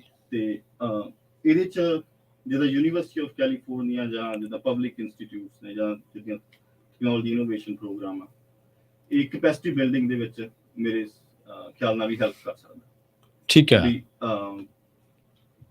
ਟੈਕਨੋਲੋਜੀ ਟੈਸਟਿੰਗ ਦੇ ਵਿੱਚ ਸਮਾਲ ਫਾਰਮਸ ਨੂੰ ਨਾ ਹੈਲਪ ਕਰ ਸਕਦਾ, ਕਿਉਂਕਿ ਉਹ ਰਿਸਕ ਨਹੀਂ ਲੈ ਸਕਦੇ। ਪਰ ਜੇ ਤੁਸੀਂ ਪਬਲਿਕ ਇੰਸਟੀਟਿਊਟ ਨਾਲ ਕੋਲੈਬੋਰੇਸ਼ਨ ਦੇ ਵਿੱਚ ਤੁਸੀਂ ਇਕਵਿਪਮੈਂਟ ਟੈਸਟਿੰਗ ਜਾਂ ਕੋਈ ਵੀ ਨਵੀਂ ਟੈਕਨੋਲੋਜੀ ਹੈ ਨਾ, ਉਹਦੀ ਔਨ ਫਾਰਮ ਇਵੈਲੂਏਸ਼ਨ ਕਰਕੇ ਤੁਸੀਂ ਫਿਰ ਆਪਦੇ ਫਾਰਮ ਇੰਪਲੀਮੈਂਟ ਕਰ ਸਕਦੇ ਆ। ਬਿਲਕੁਲ, ਜਿਵੇਂ ਤੁਸੀਂ ਜ਼ਿਕਰ ਕੀਤਾ ਨਾ, ਰਿਸਕ ਬੀਅਰਿੰਗ ਕੈਪੈਸਿਟੀ ਜਿਹੜੀ ਆ ਉਹ ਘਟਦੀ ਜਾ ਰਹੀ ਆ। ਮੇਰੇ ਖਿਆਲ ਨਾਲ ਆਲ ਵਰਲਡ ਦੇ ਵਿੱਚ ਹੀ ਜਿਹੜਾ ਛੋਟਾ ਕਿਸਾਨ ਆ ਉਹਦੇ ਚੈਲੰਜਸ ਕਾਫੀ ਜ਼ਿਆਦਾ ਨੇ। ਚਲੋ, ਇੱਥੇ ਦਾ UC ਦੇ ਚੱਲ ਰਹੇ ਨੇ ਪ੍ਰੋਗਰਾਮ, ਤੁਸੀਂ ਉਹਨਾਂ ਨੂੰ ਟੈਕਨੀਕਲੀ ਸਾਊਂਡ ਕਰਨ ਦੀ ਕੋਸ਼ਿਸ਼ ਕਰਦੇ ਹੋ ਤਾਂ ਕਿ ਉਹਨਾਂ ਨੂੰ ਜਿਹੜਾ ਆਰਥਿਕ ਜੋਖਮ ਹੈ ਉਹ ਜ਼ਿਆਦਾ ਨਾ ਉਠਾਉਣਾ ਪਵੇ। ਪਰ ਬਹੁਤੇ ਦੇਸ਼ਾਂ ਦੇ ਵਿੱਚ ਇਹ ਮਾਡਲ ਵੀ ਹੈ ਨਹੀਂ ਗਾ, ਜਾਂ ਯੂਨੀਵਰਸਿਟੀਜ਼ ਨੇ ਉਹਨਾਂ ਦੀ ਜਿਹੜੀ ਰੀਚ ਆ ਉਹ ਲਿਮਟਡ ਹੈ।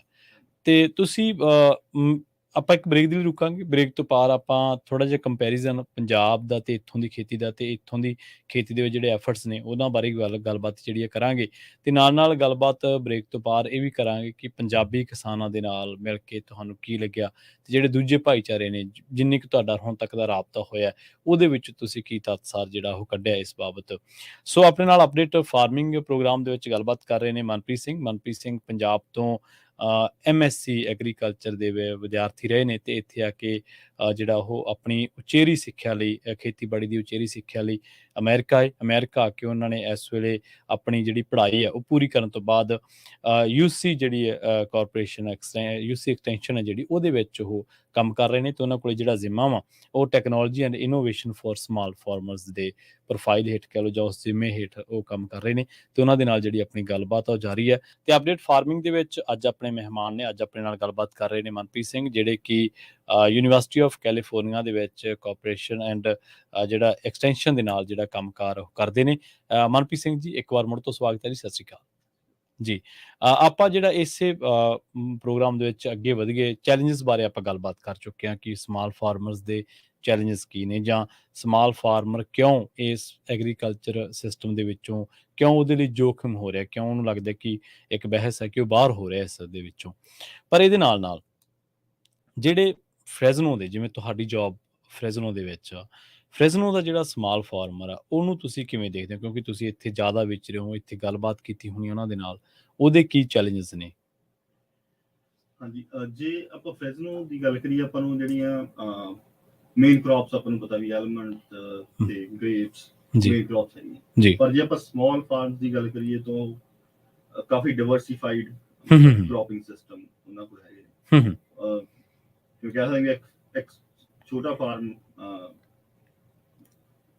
10 ਤੋਂ ਲੈ ਕੇ 50-60 ਕ੍ਰੌਪਾਂ ਤੱਕ ਵੀ, ਠੀਕ ਹੈ ਜੀ। ਤੇ ਉਹਦਾ ਮਤਲਬ ਕਾਰਨ ਇਹ ਆ ਵੀ ਉਹਨਾਂ ਨੂੰ ਜਿਹੜੀ ਡਾਇਰੈਕਟ ਮਾਰਕੀਟਿੰਗ ਦੇ ਵਿੱਚ ਹੈ ਨਾ, ਉਹ ਹੈਲਪ ਕਰਦੇ ਆ। ਤੁਸੀਂ ਜਦੋਂ ਆਪਦੀ ਡਾਇਰੈਕਟ ਮਾਰਕੀਟਿੰਗ ਕਰਨੀ ਆ, ਡਾਇਰੈਕਟ ਮਾਰਕੀਟਿੰਗ ਤੁਹਾਡੇ ਲਈ ਇੱਕ small farm as a small farm ਤੁਹਾਡੇ ਲਈ ਇੱਕ ਵਧੀਆ ਅਪਰਚੂਨਿਟੀ ਹੈਗੀ ਆ ਵੀ ਕੰਪੀਟੀਸ਼ਨ ਹੈ ਨਾ, ਕੰਪੀਟੀਟਿਵ ਰਹਿਣ ਲਈ ਜੀ। ਕਿਉਂਕਿ ਹੋਲਸੇਲ ਤੇ ਤੁਹਾਨੂੰ ਉਹਨਾਂ ਪ੍ਰਾਈਸ ਨਹੀਂ ਮਿਲ ਸਕਦਾ ਜਿੰਨਾ ਫਰੈਸ਼ ਪ੍ਰੋਡਿਊਸ ਜਿਹੜੀ ਤੁਸੀਂ ਆਪਦੀ ਡਾਇਰੈਕਟ ਮਾਰਕੀਟਿੰਗ ਦੇ ਵਿੱਚ ਕਰਦੇ ਹੋ ਜੀ ਜੀ। ਤੇ ਉਹਦੇ ਵਿੱਚ ਬਹੁਤ ਜ਼ਿਆਦਾ ਏਸ਼ੀਅਨ ਵੈਜੀਟੇਬਲਸ, ਜਿੱਦਾਂ ਕਰੇਲੇ ਹੋ ਗਏ, ਕੁਕਰ ਬਿਟਸ ਹੋ ਗਏ, ਆਪਣੇ ਕੱਦੂ ਵਗੈਰਾ ਜੀ, ਭਿੰਡੀ ਵਗੈਰਾ, ਬਾਕੀ ਹੋਰ ਇਦਾਂ ਦੀਆਂ ਕਾਫੀ ਜ਼ਿਆਦਾ ਡਿਵਰਸੀਫਾਈਡ ਕ੍ਰੌਪਸ ਗਰੋ ਕਰਦੇ ਨੇ ਜੀ। ਤੇ ਇੱਕ ਚੈਲੰਜ ਮਤਲਬ ਇਹ, ਜਿੱਦਾਂ ਇਰੀਗੇਸ਼ਨ ਦਾ ਦੇਖੀਏ ਜੀ, ਤੁਸੀਂ ਇੱਕ ਕ੍ਰੌਪ ਨੂੰ ਜਦੋਂ ਮੈਨੇਜ ਕਰਦੇ ਹੋ ਤਾਂ ਤੁਹਾਡੇ ਲਈ ਮੈਨੇਜ ਕਰਨਾ ਸੌਖਾ, ਕਿਉਂਕਿ ਇਰੀਗੇਸ਼ਨ ਰਿਕੁਆਇਰਮੈਂਟ ਸਾਰੀ ਕ੍ਰੌਪਸ ਦੀਆਂ ਨਾ ਤੁਹਾਡੇ ਫੀਲਡ ਦੀਆਂ ਸੇਮ ਨੇ ਜੀ। ਪਰ ਜਦੋਂ ਡਿਵਰਸੀਫਾਈਡ ਕ੍ਰੌਪਿੰਗ ਸਿਸਟਮ ਦੀ ਗੱਲ ਕਰਦੇ ਹੋ ਤਾਂ ਤੁਹਾਨੂੰ ਹਰ ਆਪਦੇ ਫਾਰਮ ਦਾ ਹਿੱਸਾ ਮਤਲਬ ਸੈਪਰੇਟਲੀ ਤੁਹਾਨੂੰ ਮੈਨੇਜ ਕਰਨਾ ਪੈਂਦਾ। ਤੇ ਇਹਦੇ ਚ ਇੱਕ ਇਹ ਆ ਵੀ ਪਬਲਿਕ ਇੰਸਟੀਟਿਊਸ਼ਨ ਦੇ ਵਿੱਚ ਵੀ ਜਾਂ ਪ੍ਰਾਈਵੇਟ ਫੰਡਡ ਜਿਹੜੀ ਰਿਸਰਚ ਤਾਂ ਕਾਫੀ ਹੋਈ ਆ, ਉਹ ਜੀ ਕਮੋਡਿਟੀ ਬੇਸਡ ਐਗਰੀਕਲਚਰ ਵੱਲ ਜ਼ਿਆਦਾ ਡਿਵੋਟਡ ਰਹੀ ਹੈ, ਠੀਕ ਹੈ।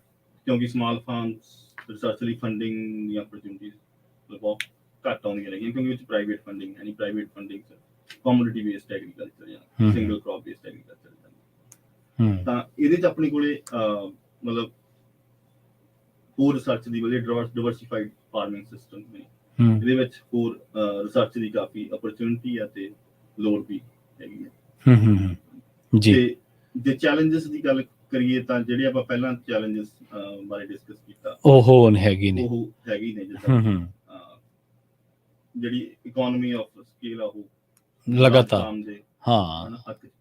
ਜੀ ਜੀ ਜੀ। ਤੇ ਜਿਹੜੇ ਸਮਾਲ ਫਾਰਮਰਸ ਨੇ, ਜਿਹੜਾ ਛੋਟਾ ਕਿਸਾਨ ਆ, ਉਹ ਮਨਪ੍ਰੀਤ ਜੀ ਸਰਵਾਈਵਲ ਦੇ ਵਿੱਚ ਕਿਵੇਂ ਰਹਿ ਸਕਦਾ? ਜੇ ਆਪਾਂ ਸਮਾਲ ਫਾਰਮਸ ਦੀ ਗੱਲ ਕਰੀਏ ਤਾਂ ਬਹੁਤ ਜ਼ਿਆਦਾ ਸਮਾਲ ਫਾਰਮਸ ਜਿਹੜੀ ਉਹਨਾਂ ਦੇ ਅਲਟਰਨੇਟਿਵ ਸੋਰਸਸ ਆਫ ਇਨਕਮ ਜੀ ਬਹੁਤ ਜ਼ਿਆਦਾ ਨੇ, ਹਨਾ ਜੀ ਜੀ। ਉਹ ਸਿਰਫ ਫਾਰਮਿੰਗ ਤੇ ਡਿਪੈਂਡੈਂਟ ਨਹੀਂ ਹੈਗੇ। ਤਾਂ ਜ਼ਿਆਦਾਤਰ ਜਿਹੜੇ ਸਮਾਲ ਫਾਰਮਸ ਨੇ ਉਹ ਆਪਦੇ ਫਾਰਮ ਨੂੰ ਅਲਟਰਨੇਟਿਵ ਸੋਰਸ ਆਫ ਇਨਕਮ ਨਾਲ ਸਪੋਰਟ ਕਰਦੇ ਨੇ, ਹਨਾ ਜੀ ਜੀ। ਤਾਂ ਇਹ ਜ਼ਰੂਰੀ ਵੀ ਆ ਆਪਾਂ ਨੂੰ ਵੀ ਆਪਣੇ ਅਲਟਰਨੇਟਿਵ ਸੋਰਸਸ ਆਫ ਇਨਕਮ ਆ ਜਿਹੜੇ ਉਹ ਹੋਰ ਆਪਾਂ ਨੂੰ ਹਨਾ ਲਾਉਣੇ ਪੈਣਗੇ। ਆਪਾਂ ਸਮਾਲ ਫਾਰਮ ਨੂੰ ਜੇ ਆਪਾਂ ਸਰਵਾਈਵ ਕਰਨਾ ਤਾਂ ਡਿਫਰੈਂਟ ਸੋਰਸਸ ਆਫ ਇਨਕਮ ਹੋਣੇ ਚਾਹੀਦੇ, ਕਿਉਂਕਿ ਜਿਹੜੀ ਮਾਰਕੀਟ ਵੀ ਆ ਇਹਨਾਂ ਦੀ ਵੈਜੀਟੇਬਲ ਕ੍ਰੌਪਸ ਦੀ, ਉਹ ਸਟੇਬਲ ਨਹੀਂ ਰਹਿੰਦੀ ਜਿੱਦਾਂ ਬਾਕੀ ਕ੍ਰੌਪਸ ਦੇ ਮੁਕਾਬਲੇ, ਹਨਾ ਜੀ ਜੀ। ਤੇ ਉਹਦਾ ਮਤਲਬ ਇਹੀ ਆ ਵੀ ਤੁਹਾਨੂੰ ਅਲਟਰਨੇਟਿਵ ਸੋਰਸਸ ਤਾਂ ਤੁਹਾਡੇ ਕੋਲ ਹੋਣੀ ਚਾਹੀਦੀ। ਜੀ, ਜੀ। ਸੋ ਅਪਡੇਟ ਫਾਰਮਿੰਗ ਪ੍ਰੋਗਰਾਮ ਦੇ ਵਿੱਚ ਆਪਾਂ ਦੱਸਦੇ ਚੱਲੀਏ ਕਿ ਅੱਜ ਆਪਾਂ ਗੱਲਬਾਤ ਕਰ ਰਹੇ ਹਾਂ ਮਨਪ੍ਰੀਤ ਸਿੰਘ ਜੀ ਨਾਲ, ਜਿਹੜੇ ਕਿ ਟੈਕਨੋਲੋਜੀ ਐਂਡ ਇਨੋਵੇਸ਼ਨ ਦੇ ਵਿੱਚ ਕੰਮ ਕਰਦੇ ਨੇ। ਪ੍ਰੋਫਾਈਲ ਦੇ ਤਹਿਤ ਸਮਾਲ ਫਾਰਮਰਸ ਦੇ ਲਈ ਜਿਹੜਾ ਯੂਸੀ ਦਾ ਪ੍ਰੋਗਰਾਮ ਹੈ, ਅਤੇ ਇਹਦੇ ਵਿੱਚ university of California cooperative extension ਦੇ ਵਿੱਚ ਉਹ ਕੰਮ ਕਰਦੇ ਨੇ। ਅਤੇ ਉਹਨਾਂ ਦੇ ਨਾਲ ਆਪਾਂ ਜਿਹੜੀ ਗੱਲਬਾਤ ਕੀਤੀ ਹੈ, ਕਿਉਂਕਿ ਇਹਨਾਂ ਦਾ ਜਿਹੜਾ ਜੋਬ ਆ ਉਹ ਸਮਾਲ ਫਾਰਮਰਸ ਦੇ ਨਾਲ ਹੀ ਤਾਲੁਕਾਤ ਰੱਖਦਾ, ਕਿ ਕਿਵੇਂ ਟੈਕਨੋਲੋਜੀ ਜਾਂ ਹੋਰ ਜਿਹੜੇ ਐਫਰਟਸ ਨੇ ਉਹਨੂੰ ਪਾ ਕੇ ਅਤੇ ਕਿਵੇਂ ਉਹਨਾਂ ਨਾਲ ਜਿਹੜੀ ਹੈ ਰਾਬਤਾ ਕੀਤਾ ਜਾਵੇ, ਤਾਂ ਜੋ ਉਹਨਾਂ ਨੂੰ ਹੋਰ ਖੇਤੀਬਾੜੀ ਦੇ ਵਿੱਚ ਉਹਨਾਂ ਦਾ ਸਰਵਾਈਵਲ ਜਿਹੜਾ ਸੌਖਿਆ ਹੋ ਸਕੇ। ਆਪਾਂ ਸਮਾਲ ਫਾਰਮਰ ਆ, ਜਿਹੜਾ ਛੋਟਾ ਕਿਸਾਨ ਆ, ਉਹਦੇ ਲਿਹਾਜ਼ ਤੋਂ ਕਾਫੀ ਗੱਲਾਂ 'ਤੇ ਚਰਚਾ ਕੀਤੀ ਹੈ। ਪਰ ਇੱਕ ਸਵਾਲ, ਇੱਕ ਅਹਿਮ ਇਹ ਵੀ ਬਣ ਜਾਂਦਾ ਮਨਪ੍ਰੀਤ ਜੀ, ਕਿ ਜਿਹੜਾ ਆਰਥਿਕ ਪੱਖੋਂ ਜਿਹੜਾ, ਜਿਵੇਂ ਆਪਾਂ ਜ਼ਿਕਰ ਕੀਤਾ ਹੈ ਕਿ ਪਾਵਰਟੀ ਲਾਈਨ ਤੋਂ ਵੀ ਥੱਲੇ ਕਈਆਂ ਦੀ ਇਨਕਮ ਹੈਗੀ ਹੈ, ਹੈ ਨਾ, ਤਾਂ ਉਹਦੇ ਲਈ ਕੋਈ ਪ੍ਰੋਗਰਾਮ ਹੈਗੇ ਨੇ ਖਾਸ ਕਰਕੇ USDA ਦੇ, ਜਾਂ ਉਹ ਤੁਹਾਡੇ ਨਾਲ ਰਾਬਤਾ ਰੱਖਦੇ ਨੇ, ਜਾਂ ਉਹਨਾਂ ਪ੍ਰੋਗਰਾਮਾਂ ਬਾਰੇ ਤੁਹਾਨੂੰ ਕੋਈ ਜਾਣਕਾਰੀ ਹੋਵੇ ਤਾਂ ਜ਼ਰੂਰ ਸਾਡੇ ਸਰੋਤਿਆਂ ਨਾਲ ਸਾਂਝੀ ਕਰ ਦਿਓ। ਹਾਂਜੀ, USDA ਦੇ ਤੇ ਕੈਲੀਫੋਰਨੀਆ ਡਿਪਾਰਟਮੈਂਟ ਆਫ ਐਗਰੀਕਲਚਰ ਦੇ ਜੀ ਕਾਫੀ ਪ੍ਰੋਗਰਾਮ ਜਿਹੜੇ ਸਮਾਲ ਫਾਰਮ ਲਈ ਆਉਂਦੇ ਰਹਿੰਦੇ ਨੇ। ਜਿੱਦਾਂ ਕਾਫੀ ਪਪੂਲਰ ਪ੍ਰੋਗਰਾਮ ਆ ਸਵੀਪ ਜੀ, ਹੈ ਨਾ, ਜੀ। ਇਰੀਗੇਸ਼ਨ ਸਿਸਟਮ ਤੁਸੀਂ ਆਪਦਾ ਅਪਡੇਟ ਕਰਨਾ, ਠੀਕ ਹੈ। ਉਹਦੇ ਰਿਲੇਟਡ ਉਹ ਪ੍ਰੋਗਰਾਮਾਂ ਤੇ ਜਿੰਨੇ ਮਤਲਬ ਮੈਂ ਸਾਊਥ ਈਸਟ ਏਸ਼ੀਅਨ ਜਿਹੜੇ ਹਮਾਂਗ ਫਾਰਮਰਸ ਨੇ ਉਹਨਾਂ ਨੂੰ ਕਾਫੀ ਮਿਲਿਆ, ਤੇ ਉਹ ਸਵੀਪ ਪ੍ਰੋਗਰਾਮ ਉਹਨਾਂ ਲਈ ਕਾਫੀ ਹੈਲਪਫੁਲ ਰਿਹਾ। ਠੀਕ ਆ, ਕਿਉਂਕਿ ਪਿੱਛੇ ਤੁਹਾਨੂੰ ਪਤਾ ਵੀ ਹੁਣ ਤਾਂ ਚਲੋ ਮੀਂਹ ਕਾਫੀ ਪੈ ਗਏ ਤੇ ਪਾਣੀ ਦਾ ਲੈਵਲ ਥੋੜਾ, ਪਰ ਇੱਕ ਵਾਰੀ ਰਾਤ ਮਿਲੀ ਹੈ ਨਾ। ਜੇ ਉਦੋਂ ਆਪਾਂ ਪਿੱਛੇ ਜਾਈਏ ਤਾਂ ਡਰਾਊਟ ਈਅਰਸ ਰਹੇ ਆਪਣੇ ਕੋਲ, ਤੇ ਉਸ ਸਮੇਂ ਤੋਂ ਬਾਅਦ ਜਿਹੜੇ ਫਾਰਮਰਸ ਨੇ ਆਪਣਾ ਡ੍ਰਿਪ ਸਿਸਟਮ ਅਪਡੇਟ ਕੀਤਾ, ਜਾਂ ਹੋਰ BFDs ਇਲੈਕਟ੍ਰਿਕ ਕਾਸਟ ਸੇਵਿੰਗ ਹੈ ਨਾ ਟੈਕਨੋਲੋਜੀ, ਮੈਂ ਕਿਹਾ ਉਹ ਚੀਜ਼ ਦਾ ਉਹਨਾਂ ਨੂੰ ਕਾਫੀ ਫਾਇਦਾ ਹੋਇਆ।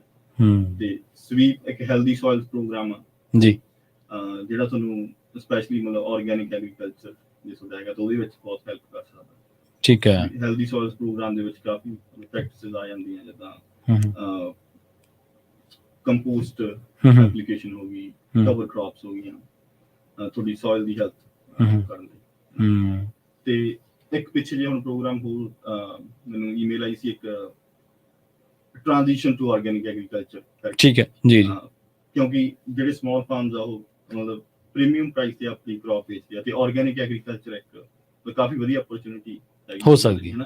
ਤੇ ਸਮਾਲ ਲੈਵਲ ਤੇ ਆਰਗੈਨਿਕ ਐਗਰੀਕਲਚਰ ਇੰਪਲੀਮੈਂਟੇਸ਼ਨ ਵੀ ਥੋੜੀ ਈਜ਼ੀ ਹੈ, ਤੇ ਆਰਗੈਨਿਕ ਐਗਰੀਕਲਚਰ ਮਤਲਬ ਇੱਕ ਓਪਰਚੁਨਿਟੀ ਹੈਗੀ ਆ ਉਹਨਾਂ ਲਈ ਜੀ। ਤੇ ਟ੍ਰਾਂਜੀਸ਼ਨ ਟੂ ਆਰਗੈਨਿਕ ਐਗਰੀਕਲਚਰ ਵੀ ਤੁਸੀਂ ਜੇ ਆਰਗੈਨਿਕ ਐਗਰੀਕਲਚਰ ਵੱਲ ਵਧਣਾ ਨਾ, ਆਪਣਾ ਪ੍ਰੋਗਰਾਮ ਚੇਂਜ ਕਰਨਾ, ਤਾਂ ਉਹਦੇ ਵਿੱਚ ਵੀ ਕਾਫੀ ਕਾਸਟ ਇਨਵੋਲਵਡ ਆ ਤੇ ਰਿਸਕ ਵੀ ਹੈਗਾ।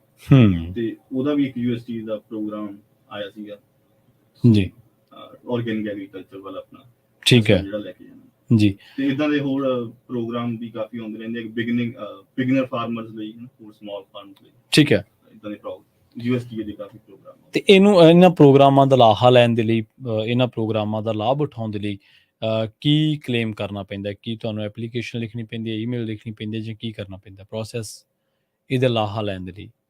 ਹਾਂਜੀ, ਜੇ ਪ੍ਰੋਗਰਾਮ ਸਾਰਿਆਂ ਦੀਆਂ ਐਪਲੀਕੇਸ਼ਨਸ ਤਾਂ ਹੈਗੀਆਂ ਹੀ ਨੇ ਜੀ ਜੀ। ਜੇ ਉਹਨਾਂ ਦੀ ਆਪਾਂ USDA ਦੀ ਵੈਬਸਾਈਟ ਤੇ ਜਾਂਦੇ ਤੇ ਪਾਰਟਿਕੂਲਰ ਪ੍ਰੋਗਰਾਮ ਆਪਾਂ ਐਕਸੈਸ ਕਰਦੇ ਹਾਂ, ਤੇ ਉਹਦੇ ਚ ਉਹਨਾਂ ਨੇ ਸਾਰਾ ਤੁਹਾਨੂੰ ਇਨਫੋਰਮੇਸ਼ਨ ਮਿਲ ਜੂਗੀ ਵੀ ਤੁਸੀਂ ਕਿੱਦਾਂ ਪ੍ਰੋਗਰਾਮ ਐਪਲੀਕੇਸ਼ਨ ਫਿਲ ਕਰਨੀ ਆ, ਤੁਸੀਂ ਡੈਡਲਾਈਨ ਕੀ ਆ। ਠੀਕ ਹੈ। ਤੇ ਉਹਨਾਂ ਦੀਆਂ ਵੀਡੀਓਜ਼ ਵੀ ਹੈਗੀਆਂ, ਵੀ ਪ੍ਰੋਸੀਜਰ ਉਹਨਾਂ ਐਕਸਪਲੇਨ ਕੀਤਾ ਹੋਇਆ ਕਿ ਤੁਸੀਂ ਇਹ ਐਪਲੀਕੇਸ਼ਨ ਹੈ ਨਾ, ਕਾਹਦੇ ਕਿਹੜਾ ਪ੍ਰੋਗਰਾਮ ਤੁਹਾਨੂੰ ਕਿਵੇਂ ਫਾਇਦਾ ਦੇ ਸਕਦਾ, ਤੇ ਕੀ ਐਪਲੀਕੇਸ਼ਨ ਪ੍ਰੋਸੈਸ ਆ। ਤਾਂ USDA ਦੀ ਵੈਬਸਾਈਟ ਤੇ ਤੁਸੀਂ ਸਮਾਲ ਫਾਰਮ ਪ੍ਰੋਗਰਾਮਸ ਕਰਕੇ ਤੁਸੀਂ ਸਰਚ ਕਰ ਸਕਦੇ ਹੋ ਜੀ ਜੀ। ਤੇ ਯੂਨੀਵਰਸਿਟੀ ਆਫ ਕੈਲੀਫੋਰਨੀਆ ਦੇ ਵਿੱਚ, ਜਿੱਦਾਂ ਪਹਿਲਾਂ ਵੀ ਜ਼ਿਕਰ ਕੀਤਾ, ਵੀ ਕਈ ਚੀਜ਼ਾਂ ਹੁਣ ਐਪਲੀਕੇਸ਼ਨ ਪ੍ਰੋਸੈਸ ਦੇ ਵਿੱਚ ਕੰਪਲੈਕਸ ਹੁੰਦੀਆਂ ਨਾ, ਨਹੀਂ ਪਤਾ ਲੱਗਦੀਆਂ। ਹਾਂਜੀ ਹਾਂਜੀ। ਤਾਂ ਉਹ ਟੈਕਨੀਕਲ ਅਸਿਸਟੈਂਸ ਲਈ ਵੀ ਯੂਨੀਵਰਸਿਟੀ ਆਫ ਕੈਲੀਫੋਰਨੀਆ ਕੁਝ ਹੈਲਪ ਕਰਦੀ ਹੈ। ਜਿਵੇਂ ਤੁਸੀਂ ਵੱਖ-ਵੱਖ, ਹਾਲਾਂਕਿ ਚਲੋ ਤੁਹਾਡਾ ਇਸ ਸਿਸਟਮ ਦੇ ਨਾਲ ਵਾਹ ਵਾਸਤਾ ਨਵਾਂ ਪਿਆ, ਤੁਹਾਨੂੰ ਜਿਹੜੇ ਦੂਜੇ ਰਿਸਰਚਰ ਨੇ, ਜਾਂ ਦੂਜੇ ਜਿਹੜੇ ਖੋਜ ਕਰਤਾ ਨੇ, ਜਿਹੜੇ ਜਿਵੇਂ ਤੁਸੀਂ ਇਰੀਗੇਸ਼ਨ ਦਾ ਜ਼ਿਕਰ ਕੀਤਾ ਸੀਗਾ, ਕਿ ਉਹ ਵੀ ਜਿਹੜੇ ਪ੍ਰੋਗਰਾਮ ਨੇ, ਜਾਂ ਹੋਰ ਯੂਨੀਵਰਸਿਟੀ ਆਫ ਕੈਲੀਫੋਰਨੀਆ ਦੇ ਕਿਹੜੇ ਐਸੇ ਪ੍ਰੋਗਰਾਮ ਨੇ ਜਿਨ੍ਹਾਂ ਦੇ ਨਾਲ ਤੁਸੀਂ ਮਤਲਬ ਕਿਸਾਨਾਂ ਦੀ ਮਦਦ ਕਰਦੇ ਹੋ, ਜਾਂ ਉਹਨਾਂ ਨੂੰ USDA ਦੇ ਧਿਆਨ ਦੇ ਵਿੱਚ ਲਿਆਉਣੇ ਹੋ ਕਿ ਬਈ ਆਹ ਚੀਜ਼ ਕਰਨ ਵਾਲੀ ਹੈ? ਕਿਉਂਕਿ ਇਰੀਗੇਸ਼ਨ ਤਾਂ ਬਹੁਤ ਜ਼ਰੂਰੀ ਹੈ, ਜਿਵੇਂ ਇਰੀਗੇਸ਼ਨ ਦੇ ਮਾਹਰ ਉਹ ਕੀ ਮੋਟਾ ਜੇ ਦੱਸ ਸਕਦੇ ਹੋ ਤਾਂ ਉਹ ਕੀ ਕਰਦੇ ਨੇ? ਹਾਂਜੀ, ਜਿੱਦਾਂ ਮੈਂ ਮਤਲਬ ਪਹਿਲਾਂ ਵੀ ਦੱਸਿਆ ਵੀ ਹਰ ਖੇਤਰ ਦੇ ਵਿੱਚ ਜਿਹੜੇ ਯੂਨੀਵਰਸਿਟੀ ਆਫ ਕੈਲੀਫੋਰਨੀਆ ਦੇ ਤੁਹਾਨੂੰ ਮਾਹਰ ਆ ਜਿਹੜੇ, ਹਾਂਜੀ, ਜਾਣਗੇ ਅਲੱਗ-ਅਲੱਗ ਕ੍ਰੌਪਸ ਦੇ ਵਿੱਚ, ਤੇ ਉਸ ਦੇ ਹਿਸਾਬ ਨਾਲ ਜਿੱਦਾਂ ਕਈ ਤੁਹਾਨੂੰ ਮਾਹਰ ਮਿਲ ਜਾਣਗੇ, ਉਹ IPM ਇੰਟੀਗ੍ਰੇਟਿਡ ਪੈਸਟ ਮੈਨੇਜਮੈਂਟ, ਜੀ ਹਨਾ, ਬਿਮਾਰੀਆਂ ਤੇ ਕੀੜੇ ਮਕੌੜਿਆਂ ਦੇ ਕਰਦੇ ਆ, ਉਹਨਾਂ ਨੂੰ ਕੰਟਰੋਲ ਕਰਨਾ, ਤੇ ਉਦਾਂ ਹੀ ਬਾਕੀ ਫੀਲਡਸ ਦੇ ਵਿੱਚ ਵੀ ਤੁਹਾਨੂੰ ਮਿਲ ਜਾਣਗੇ, ਹਨਾ ਜੀ। ਤੇ ਹੋਰ ਇਹਦੇ ਵਿੱਚ ਤੁਹਾਨੂੰ ਕਾਫੀ ਜਿੱਦਾਂ ਇੱਕ ਚੀਜ਼ ਮੈਂ ਮੈਂਸ਼ਨ ਇੱਕ ਹੋਰ ਕਰਨੀ ਚਾਹੂੰਗਾ, ਜਿੱਦਾਂ ਤੁਹਾਨੂੰ ਸੋਇਲ ਰਿਪੋਰਟਸ ਨੇ ਜੀ, ਹਨਾ, ਤੁਸੀਂ ਸੋਇਲ ਰਿਪੋਰਟਸ ਨੂੰ ਕਿਵੇਂ ਇੰਟਰਪ੍ਰੇਟ ਕਰਨਾ, ਠੀਕ ਹੈ, ਇਦਾਂ ਦੀ ਜਾਣਕਾਰੀ ਵੀ ਤੁਹਾਨੂੰ ਮਤਲਬ university of California the website ਤੇ ਜਾਂ ਸੋਰਸਸ ਇਦਾਂ ਦੇ ਵੀ ਮਿਲ ਜਾਂਦੇ ਜੀ। ਸੋ ਤੁਸੀਂ ਕਿਸਾਨਾਂ ਦੇ ਨਾਲ ਰਾਬਤਾ ਕਾਇਮ ਕਰਦੇ ਹੋ, ਤੁਹਾਡੀ ਰਿਸਰਚ ਦੇ ਜਿਹੜੇ ਪਹਿਲੂ ਹੁੰਦੇ ਨੇ ਉਹ ਇੱਥੋਂ ਦੇ ਜਿਹੜਾ ਖੇਤੀਬਾੜੀ ਵਿਭਾਗ ਹੈ ਕਿ ਉਹਨਾਂ ਦੇ ਵੀ ਕੰਮ ਆਉਂਦੀ ਹੈ, ਕਿਉਂਕਿ ਤੁਹਾਡੇ ਕੋਲ ਤਾਂ ਡਾਟਾ ਬਹੁਤ ਹੁੰਦਾ ਹੋਊਗਾ ਕਿ ਯਾਰ ਇੱਥੇ ਆਹ ਦਿੱਕਤਾਂ, ਇਹਦੇ ਲਈ ਅਸੀਂ ਆਹ ਸੁਜੈਸਟ ਕੀਤਾ, ਇਹਦੇ ਲਈ ਕਿ ਇੱਥੋਂ ਦਾ ਜਿਹੜਾ ਖੇਤੀਬਾੜੀ ਵਿਭਾਗ ਆ ਉਹ ਵੀ ਤੁਹਾਡੇ ਨਾਲ ਇਸ ਤਰ੍ਹਾਂ ਦੀ ਸ਼ੇਅਰਿੰਗ ਕਰਦਾ ਰਹਿੰਦਾ ਕਿ ਸਾਨੂੰ ਦੱਸੋ ਦਿੱਕਤਾਂ ਕੀ ਨੇ? ਹਾਂਜੀ, ਬਿਲਕੁਲ, ਕਿਉਂਕਿ ਜਿਹੜੀ university of California the research ਆ ਉਹ ਸਾਰੀ ਗ੍ਰਾਂਟਸ ਦੇ ਥਰੂ ਹੁੰਦੀ ਹੈ ਨਾ ਜੀ, ਸਾਰੇ ਪਬਲਿਕ ਇੰਸਟੀਟਿਊਸ਼ਨਸ ਆ ਉਹਨਾਂ ਦੀ ਰਿਸਰਚ ਐਕਸਟੈਂਸ਼ਨ ਪ੍ਰੋਗਰਾਮ ਗ੍ਰਾਂਟਸ ਦੇ ਥਰੂ ਚੱਲਦੇ ਆ, ਤੇ ਉਹ grants California department of agriculture, United States department of agriculture ਵੱਲੋਂ ਵੀ ਕਾਫੀ ਫੰਡਿੰਗ ਆਉਂਦੀ ਹੈ ਨਾ ਜੀ। ਤੇ ਆਬਵੀਅਸਲੀ ਜਦੋਂ ਉਹ ਫੰਡ ਕਰਿਆ ਤਾਂ ਤੁਸੀਂ ਉਹਦਾ ਡਾਟਾ ਵੀ ਉਹਨਾਂ ਨੂੰ ਸ਼ੇਅਰ ਕਰਦੇ ਹੋ। ਤੇ ਜਿੱਦਾਂ ਮੈਂ ਪਿੱਛੇ ਦੇਖ ਰਿਹਾ ਸੀ, ਜਿੱਦਾਂ ਮੈਂ ਸੋਇਲ ਨਿਊਟ੍ਰੀਐਂਟ ਮੈਨੇਜਮੈਂਟ ਦੀ ਗੱਲ ਕੀਤੀ, ਤਾਂ ਸੋਇਲ ਰਿਪੋਰਟਸ ਨੂੰ ਅਲੱਗ-ਅਲੱਗ ਕ੍ਰੌਪਸ ਵਾਸਤੇ ਕੀ ਰਿਕਮੈਂਡੇਸ਼ਨਸ ਨੇ, ਠੀਕ ਹੈ, ਤੇ ਤੁਸੀਂ ਆਪਦੀ ਸੋਇਲ ਜਿਹੜੀ ਰਿਪੋਰਟ ਆ ਉਹਨੂੰ ਕਿਵੇਂ ਇੰਟਰਪ੍ਰੇਟ ਕਰਨਾ, ਹਨਾ, ਉਦਾਂ ਦੀ ਇਨਫੋਰਮੇਸ਼ਨ ਉਹ ਕੋਲੈਬੋਰੇਸ਼ਨ ਦੇ ਵਿੱਚ ਪ੍ਰੋਡਿਊਸ ਕਰਦੇ ਆ। ਤੁਸੀਂ CDFA ਦੀ ਵੈਬਸਾਈਟ ਤੇ ਵੀ ਉਦਾਂ ਦੀ ਇਨਫੋਰਮੇਸ਼ਨ ਮਿਲ ਜੂ, ਤੇ UC ਦੀ ਵੈਬਸਾਈਟ ਤੇ UC ਰਿਸਰਚਰਸ ਵੀ ਉਹ ਇਨਫੋਰਮੇਸ਼ਨ ਪ੍ਰੋਡਿਊਸ ਕਰਦੇ ਨੇ। ਜਿਵੇਂ ਆਪਾਂ ਸ਼ੁਰੂਆਤ ਦੇ ਵਿੱਚ ਜ਼ਿਕਰ ਕੀਤਾ ਸੀ, ਕਿ ਮੈਂ ਜ਼ਿਕਰ ਕੀਤਾ ਸੀ ਸ਼ਾਹ ਦੇ ਉੱਤੇ ਆ ਤੁਹਾਡਾ ਆਫਿਸ, ਜਿਹੜੇ ਵੱਖ-ਵੱਖ ਮਾਹਰ ਨੇ ਉਹ ਅਲੱਗ-ਅਲੱਗ ਥਾਵਾਂ ਤੇ ਵੀ ਮਿਲਦੇ ਨੇ, ਜਾਂ ਇਹ ਜਿਹੜਾ ਕੰਮਕਾਜੀ ਥਾਂ ਤੇ ਜਾ ਕੇ ਤੁਸੀਂ ਕਿਸੇ ਵੀ ਮਾਹਰ ਦੇ ਨਾਲ ਰਾਏ ਲੈ ਸਕਦੇ ਹੋ ਜਾਂ ਉਹਨੂੰ ਈਮੇਲ ਲਿਖ ਸਕਦੇ ਹੋ? ਕਿਸਾਨ ਕਿਵੇਂ ਪਹੁੰਚ ਕਰ ਸਕਦਾ?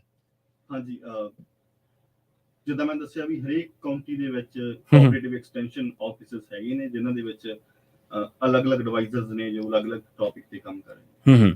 ਤਾਂ ਇੱਕ ਤਰੀਕਾ ਤਾਂ ਇਹ ਹੋ ਸਕਦਾ ਵੀ ਤੁਸੀਂ ਸਿੱਧਾ ਕਾਉਂਟੀ ਆਫਿਸ ਨੂੰ ਰੀਚ ਆਊਟ ਕਰ ਸਕਦੇ ਹੋ ਜੀ। ਤਾਂ ਤੁਸੀਂ ਆਪਣੀ ਕਾਉਂਟੀ ਦਾ ਨਾ ਕੋਆਪਰੇਟਿਵ ਐਕਸਟੈਂਸ਼ਨ ਆਫਿਸ ਸਰਚ ਕਰ ਸਕਦੇ ਹੋ, ਤੇ ਤੁਹਾਨੂੰ ਫੋਨ ਨੰਬਰ ਉੱਥੋਂ ਮਿਲ ਜਾਊਗਾ, ਤੇ ਤੁਸੀਂ ਸਿੱਧਾ ਕਾਉਂਟੀ ਆਫਿਸ ਨੂੰ ਕੰਟੈਕਟ ਕਰ ਸਕਦੇ ਹੋ ਜੀ। ਤੇ ਅੱਗੇ ਤੁਹਾਨੂੰ ਜਿਹੜੀ ਵੀ ਤੁਹਾਡੀ ਪ੍ਰੋਬਲਮ ਹੋਊਗੀ ਉਸ ਹਿਸਾਬ ਨਾਲ ਉਹ ਤੁਹਾਨੂੰ ਅੱਗੇ ਕਨੈਕਟ ਕਰ ਦੇਣਗੇ ਜਿਹੜੇ ਉਹ ਫੀਲਡ ਦੇ ਵਿੱਚ ਮਾਹਰ ਹੋਣਗੇ ਜੀ। ਤੇ ਇੱਕ ਤਾਂ ਇਹ ਤਰੀਕਾ ਹੋ ਸਕਦਾ ਨਾ ਜੀ। ਤੇ ਇੱਕ ਤੁਸੀਂ ਜਦੋਂ ਵੈਬਸਾਈਟ ਤੇ ਜਾਓਗੇ ਉੱਥੇ ਡਾਇਰੈਕਟਰੀ ਵੀ ਤੁਹਾਨੂੰ ਮਿਲ ਜੂਗੀ, ਤਾਂ ਤੁਸੀਂ ਸਿੱਧਾ ਵੀ ਉਸ ਮਾਹਰ ਨੂੰ ਕੰਟੈਕਟ ਕਰ ਸਕਦੇ ਹੋ। ਠੀਕ ਹੈ।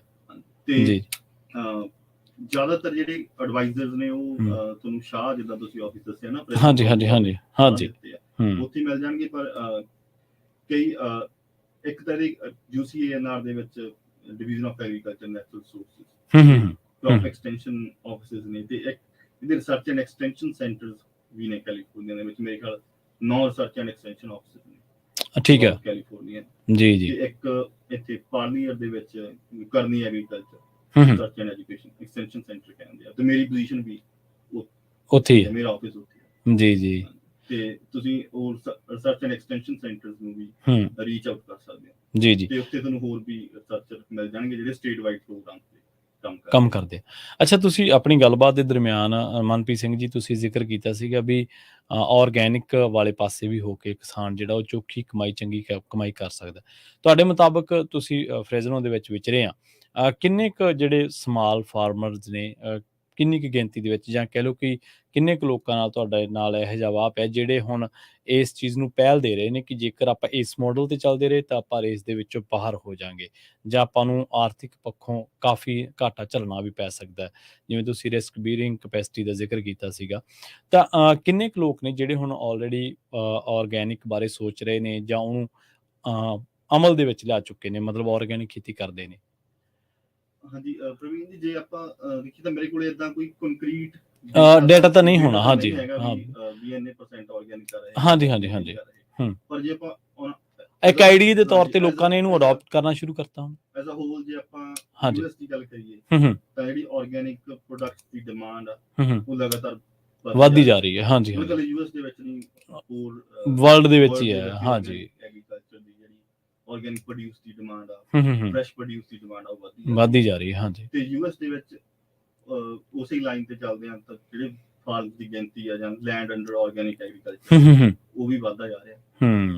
ਤੇ ਮਤਲਬ ਹੈ ਉਹ ਲੈਵਲ ਤੇ ਤਾਂ ਆਰਗੈਨਿਕ ਐਗਰੀਕਲਚਰ ਨਹੀਂ ਹੈਗਾ ਵੀ ਕਨਵੈਨਸ਼ਨਲ ਐਗਰੀਕਲਚਰ ਨਾਲ ਜੀ ਜੀ ਯੀਲਡ ਉਹਨਾਂ ਪ੍ਰੋਡਿਊਸ ਕਰ ਸਕੇ। ਹਾਂਜੀ, ਪਰ ਉਹ ਜਿਹੜੀ ਪ੍ਰੀਮੀਅਮ ਪ੍ਰਾਈਸ ਮਿਲਦੀ ਆ ਉਹਦੇ ਤੇ ਬੇਸਿਸ ਤੇ ਮਤਲਬ ਕੰਪੀਟ ਕਰ ਸਕਦੇ ਆ, ਜਾਂ ਫਿਊਚਰ ਦੇ ਵਿੱਚ ਕਾਫੀ ਸੰਭਾਵਨਾਵਾਂ ਵੀ ਹੈਗੀਆਂ। ਸੰਭਾਵਨਾਵਾਂ ਇਹਦੇ ਵਿੱਚ ਕਾਫੀ।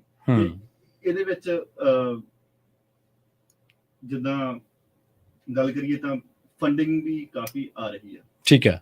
ਜਿੱਦਾਂ ਜਿਹੜੀਆਂ ਨਵੀਆਂ ਪੋਜੀਸ਼ਨਸ ਕਾਫੀ ਕ੍ਰੀਏਟ ਹੋ ਰਹੀਆਂ, ਜਿੱਦਾਂ ਤੁਸੀਂ ਟਰਮ ਸੁਣੀ ਰੀਜਨਰੇਟਿਵ ਐਗਰੀਕਲਚਰ। ਹਾਂਜੀ ਹਾਂਜੀ ਹਾਂਜੀ, ਹਨਾ, ਐਗਰੋ ਇਕੋਲੋਜੀ ਜਾਂ ਸਸਟੇਨੇਬਲ ਐਗਰੀਕਲਚਰ, ਇਦਾਂ ਦੀਆਂ ਨਵੀਆਂ ਜੌਬਸ ਵੀ ਇਹ ਫਾਰਮਿੰਗ ਮਾਡਲਸ ਨੂੰ ਨਾ ਇੰਪਲੀਮੈਂਟ ਕਰਨ ਲਈ ਕਾਫੀ ਮਤਲਬ ਉਹਨੂੰ ਉਤਸ਼ਾਹ ਦੇਣ ਲਈ ਨਵੀਆਂ ਪੋਜੀਸ਼ਨ ਦੇ ਉੱਤੇ ਰਿਸਰਚ ਕਰਨ ਲਈ, ਕਿਉਂਕਿ ਜਿਹੜੀ ਹੁਣ ਤੱਕ ਮਤਲਬ ਰਿਸਰਚ ਹੋ ਰਹੀ ਹੈ ਜ਼ਿਆਦਾ ਕਨਵੈਨਸ਼ਨਲ ਐਗਰੀਕਲਚਰ ਤੇ ਹੋ ਰਹੀ ਹੈ, ਤੇ ਇਦਾਂ ਦੀਆਂ ਨਵੀਆਂ ਪੋਜੀਸ਼ਨਸ ਮਤਲਬ ਕ੍ਰੀਏਟ ਹੋ ਰਹੀਆਂ ਤਾਂ ਕਿ ਉਹਨੂੰ ਵੀ ਥੋੜਾ ਕੁਝ ਜੀ ਮਿਲ ਸਕੇ। ਤੇ ਫ੍ਰੈਸਨੋ ਕਾਉਂਟੀ ਦੇ ਵਿੱਚ ਵੀ ਮਤਲਬ ਕਾਫੀ ਫਾਰਮਰਸ ਹੈਗੇ ਨੇ ਜਿਹੜੇ ਜ਼ਿਆਦਾ ਡਾਇਰੈਕਟ ਮਾਰਕੀਟਿੰਗ ਕਰਦੇ ਨੇ, ਸਮਾਲ ਫਾਰਮਸ। ਠੀਕ ਹੈ, ਆਰਗੈਨਿਕ ਐਗਰੀਕਲਚਰ। ਠੀਕ ਹੈ, ਠੀਕ ਹੈ ਜੀ। ਤੇ ਹੌਬੀ ਫਾਰਮਰਸ ਜਿਵੇਂ ਮੈਂ ਪਹਿਲਾਂ ਗੱਲ ਕੀਤੀ, ਉਹ ਵੀ ਤੁਹਾਨੂੰ ਬਹੁਤ ਜ਼ਿਆਦਾ ਮਿਲ ਜਾਣਗੇ ਜਿਹੜੇ ਆਰਗੈਨਿਕ ਐਗਰੀਕਲਚਰ ਠੀਕ ਹੈ ਦੇ ਵਿੱਚ ਨੇ। ਤੇ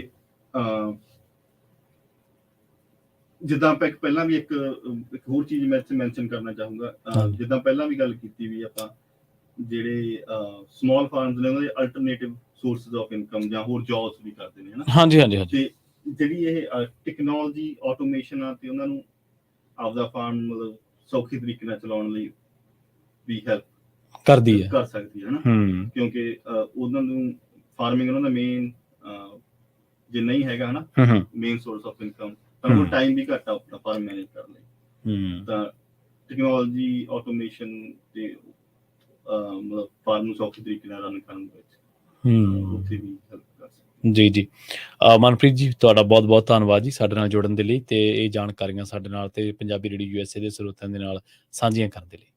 ਧੰਨਵਾਦ ਜੀ।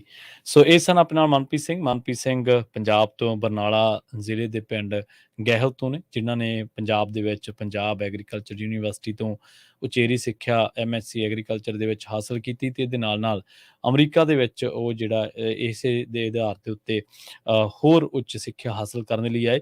ਅੱਜ ਕੱਲ੍ਹ ਉਹ ਕੰਮਕਾਰ ਕਰ ਰਹੇ ਨੇ University of California cooperative extension program ਦੇ ਤਹਿਤ, ਤੇ ਉਹ ਜੌਬ ਕਰ ਰਹੇ ਨੇ। ਤੇ ਇਹਨਾਂ ਦੀ ਜੌਬ ਦੇ ਵਿੱਚ ਜਿਹੜਾ ਇਹਨਾਂ ਕੋਲੇ ਪ੍ਰੋਗਰਾਮ ਆ ਉਹ ਹੈ technology and innovation for the small farmers. ਤਕਨੀਕ ਦੇ ਨਾਲ ਜਿਹੜੇ ਛੋਟੇ ਕਿਸਾਨ ਨੇ ਉਹਨਾਂ ਦੇ ਨਾਲ ਉਹਨਾਂ ਨੂੰ ਫੈਸਿਲੀਟੇਟ ਕਿਵੇਂ ਕੀਤਾ ਜਾਵੇ, ਉਹਨਾਂ ਦੇ ਨਾਲ ਕੰਮ ਕਿਵੇਂ ਕੀਤਾ ਜਾਵੇ, ਤੇ ਉਹਨੂੰ ਜਿਹੜਾ ਅੱਜ ਕੱਲ੍ਹ ਇੱਕ ਬਹੁਤ ਵੱਡਾ ਇੱਕ ਮੁਕਾਬਲਾ ਵੀ ਹੈ ਤੇ ਇੱਕ ਕੰਪੈਰੀਜ਼ਨ ਵੀ ਹੈ, ਜਿਹੜਾ small farmer versus big farmer, ਜਿਹੜਾ ਕਿ ਅੱਜ ਕੱਲ੍ਹ ਆਪਾਂ ਦੇਖਦੇ ਹਾਂ ਕਿ ਕੋਆਪਰੇਟਿਵ ਸੈਕਟਰ ਹੈ ਜਿਹੜਾ ਉਹ ਵੀ ਇਸ ਪਾਸੇ ਆ ਗਿਆ, ਤੇ ਉਹਦੇ ਚੈਲੰਜਸ ਦੇ ਉੱਤੇ ਆਪਣੀ ਜਿਹੜੀ ਗੱਲਬਾਤ ਆ ਹੋਈ ਆ। ਯੂਨੀਵਰਸਿਟੀ ਆਫ ਕੈਲੀਫੋਰਨੀਆ ਦਾ ਇਹ ਅਦਾਰਾ ਜਾਂ ਇਹ ਜਿਹੜਾ ਭਾਗ ਆ ਉਹ ਕਿਵੇਂ ਕਿਸਾਨਾਂ ਦੇ ਨਾਲ ਰਾਬਤਾ ਕਾਇਮ ਕਰਦਾ, ਕਿਵੇਂ ਉਹ ਉਹਨਾਂ ਨੂੰ ਜਾਣਕਾਰੀਆਂ ਦਿੰਦੇ ਨੇ, ਛੋਟੇ ਕਿਸਾਨ ਦੇ ਚੈਲੰਜਸ ਕੀ ਨੇ, ਛੋਟਾ ਕਿਸਾਨ ਇਸ ਮੁਕਾਬਲੇ ਦੇ ਵਿੱਚ ਕੰਪੀਟ ਕਿਵੇਂ ਕਰ ਸਕਦਾ ਜਾਂ ਉਹ ਮੁਕਾਬਲੇ ਦੇ ਵਿੱਚ ਰਹਿ ਕਿਵੇਂ ਸਕਦਾ, ਉਹਦਾ ਸਰਵਾਈਵਲ ਕਿਵੇਂ ਆ। ਇਹਦੇ ਨਾਲ ਨਾਲ ਆਰਥਿਕ ਪੱਖੋਂ ਸਮਾਲ ਫਾਰਮਰਸ ਵਾਸਤੇ ਜਿਹੜੀਆਂ ਰეკਮੈਂਡੇਸ਼ਨਸ ਨੇ ਯੂਨੀਵਰਸਿਟੀ ਆਫ ਕੈਲੀਫੋਰਨੀਆ ਦੀਆਂ ਜਾਂ USDA ਦੇ ਜਿਹੜੇ ਪ੍ਰੋਗਰਾਮ ਨੇ ਉਹਨਾਂ ਦੇ ਬਾਰੇ ਚਰਚਾ, ਤੇ ਇਹਦੇ ਨਾਲ ਸਮਾਲ ਫਾਰਮਰਸ ਜਿਹੜੇ ਨੇ ਉਹ ਕਿਸਾਨਾਂ ਦੇ ਨਾਲ ਜੋ ਰਾਬਤਾ ਯੂਨੀਵਰਸਿਟੀ ਆਫ ਕੈਲੀਫੋਰਨੀਆ ਦਾ ਹੁੰਦਾ ਤੇ ਉਹਦੇ 'ਚ ਜਿਹੜਾ ਡਾਟਾ ਹੁੰਦਾ ਉਹਦੇ ਨਾਲ ਫਿਰ ਅੱਗੇ ਕੈਲੀਫੋਰਨੀਆ ਦੇ ਐਗਰੀਕਲਚਰ ਡਿਪਾਰਟਮੈਂਟ ਦੇ ਨਾਲ ਸ਼ੇਅਰਿੰਗ ਤੇ ਉਹਦੇ ਵਿੱਚੋਂ ਕੁਛ ਜਿਹੜੀਆਂ ਜ਼ਰੂਰੀ ਚੀਜ਼ਾਂ ਨੇ ਉਹਨਾਂ ਨਾਲ ਫਿਰ ਕਿਸਾਨਾਂ ਦੀ ਭਲਾਈ ਜਾਂ ਉਹਨਾਂ ਦਾ ਸਾਥ ਸਹਿਯੋਗ ਕਿਵੇਂ ਦਿੱਤਾ ਜਾਵੇ ਇਹਦੇ ਬਾਬਤ ਆਪਾਂ ਗੱਲਬਾਤ ਕੀਤੀ ਹੈ। ਪ੍ਰੋਗਰਾਮ ਅਪਡੇਟ ਫਾਰਮਿੰਗ ਨੂੰ ਆਪਾਂ ਇੱਥੇ ਹੀ ਸਮਾਪਤ ਕਰਾਂਗੇ। ਜੁੜੇ ਰਹੋ ਪੰਜਾਬੀ ਰੇਡੀਓ USA ਦੇ ਨਾਲ ਤੇ ਆਖਿਰ ਦੇ ਵਿੱਚ ਇੱਕ ਵਾਰ ਫਿਰ ਤੋਂ ਤੁਹਾਡਾ ਸਭ ਦਾ ਬਹੁਤ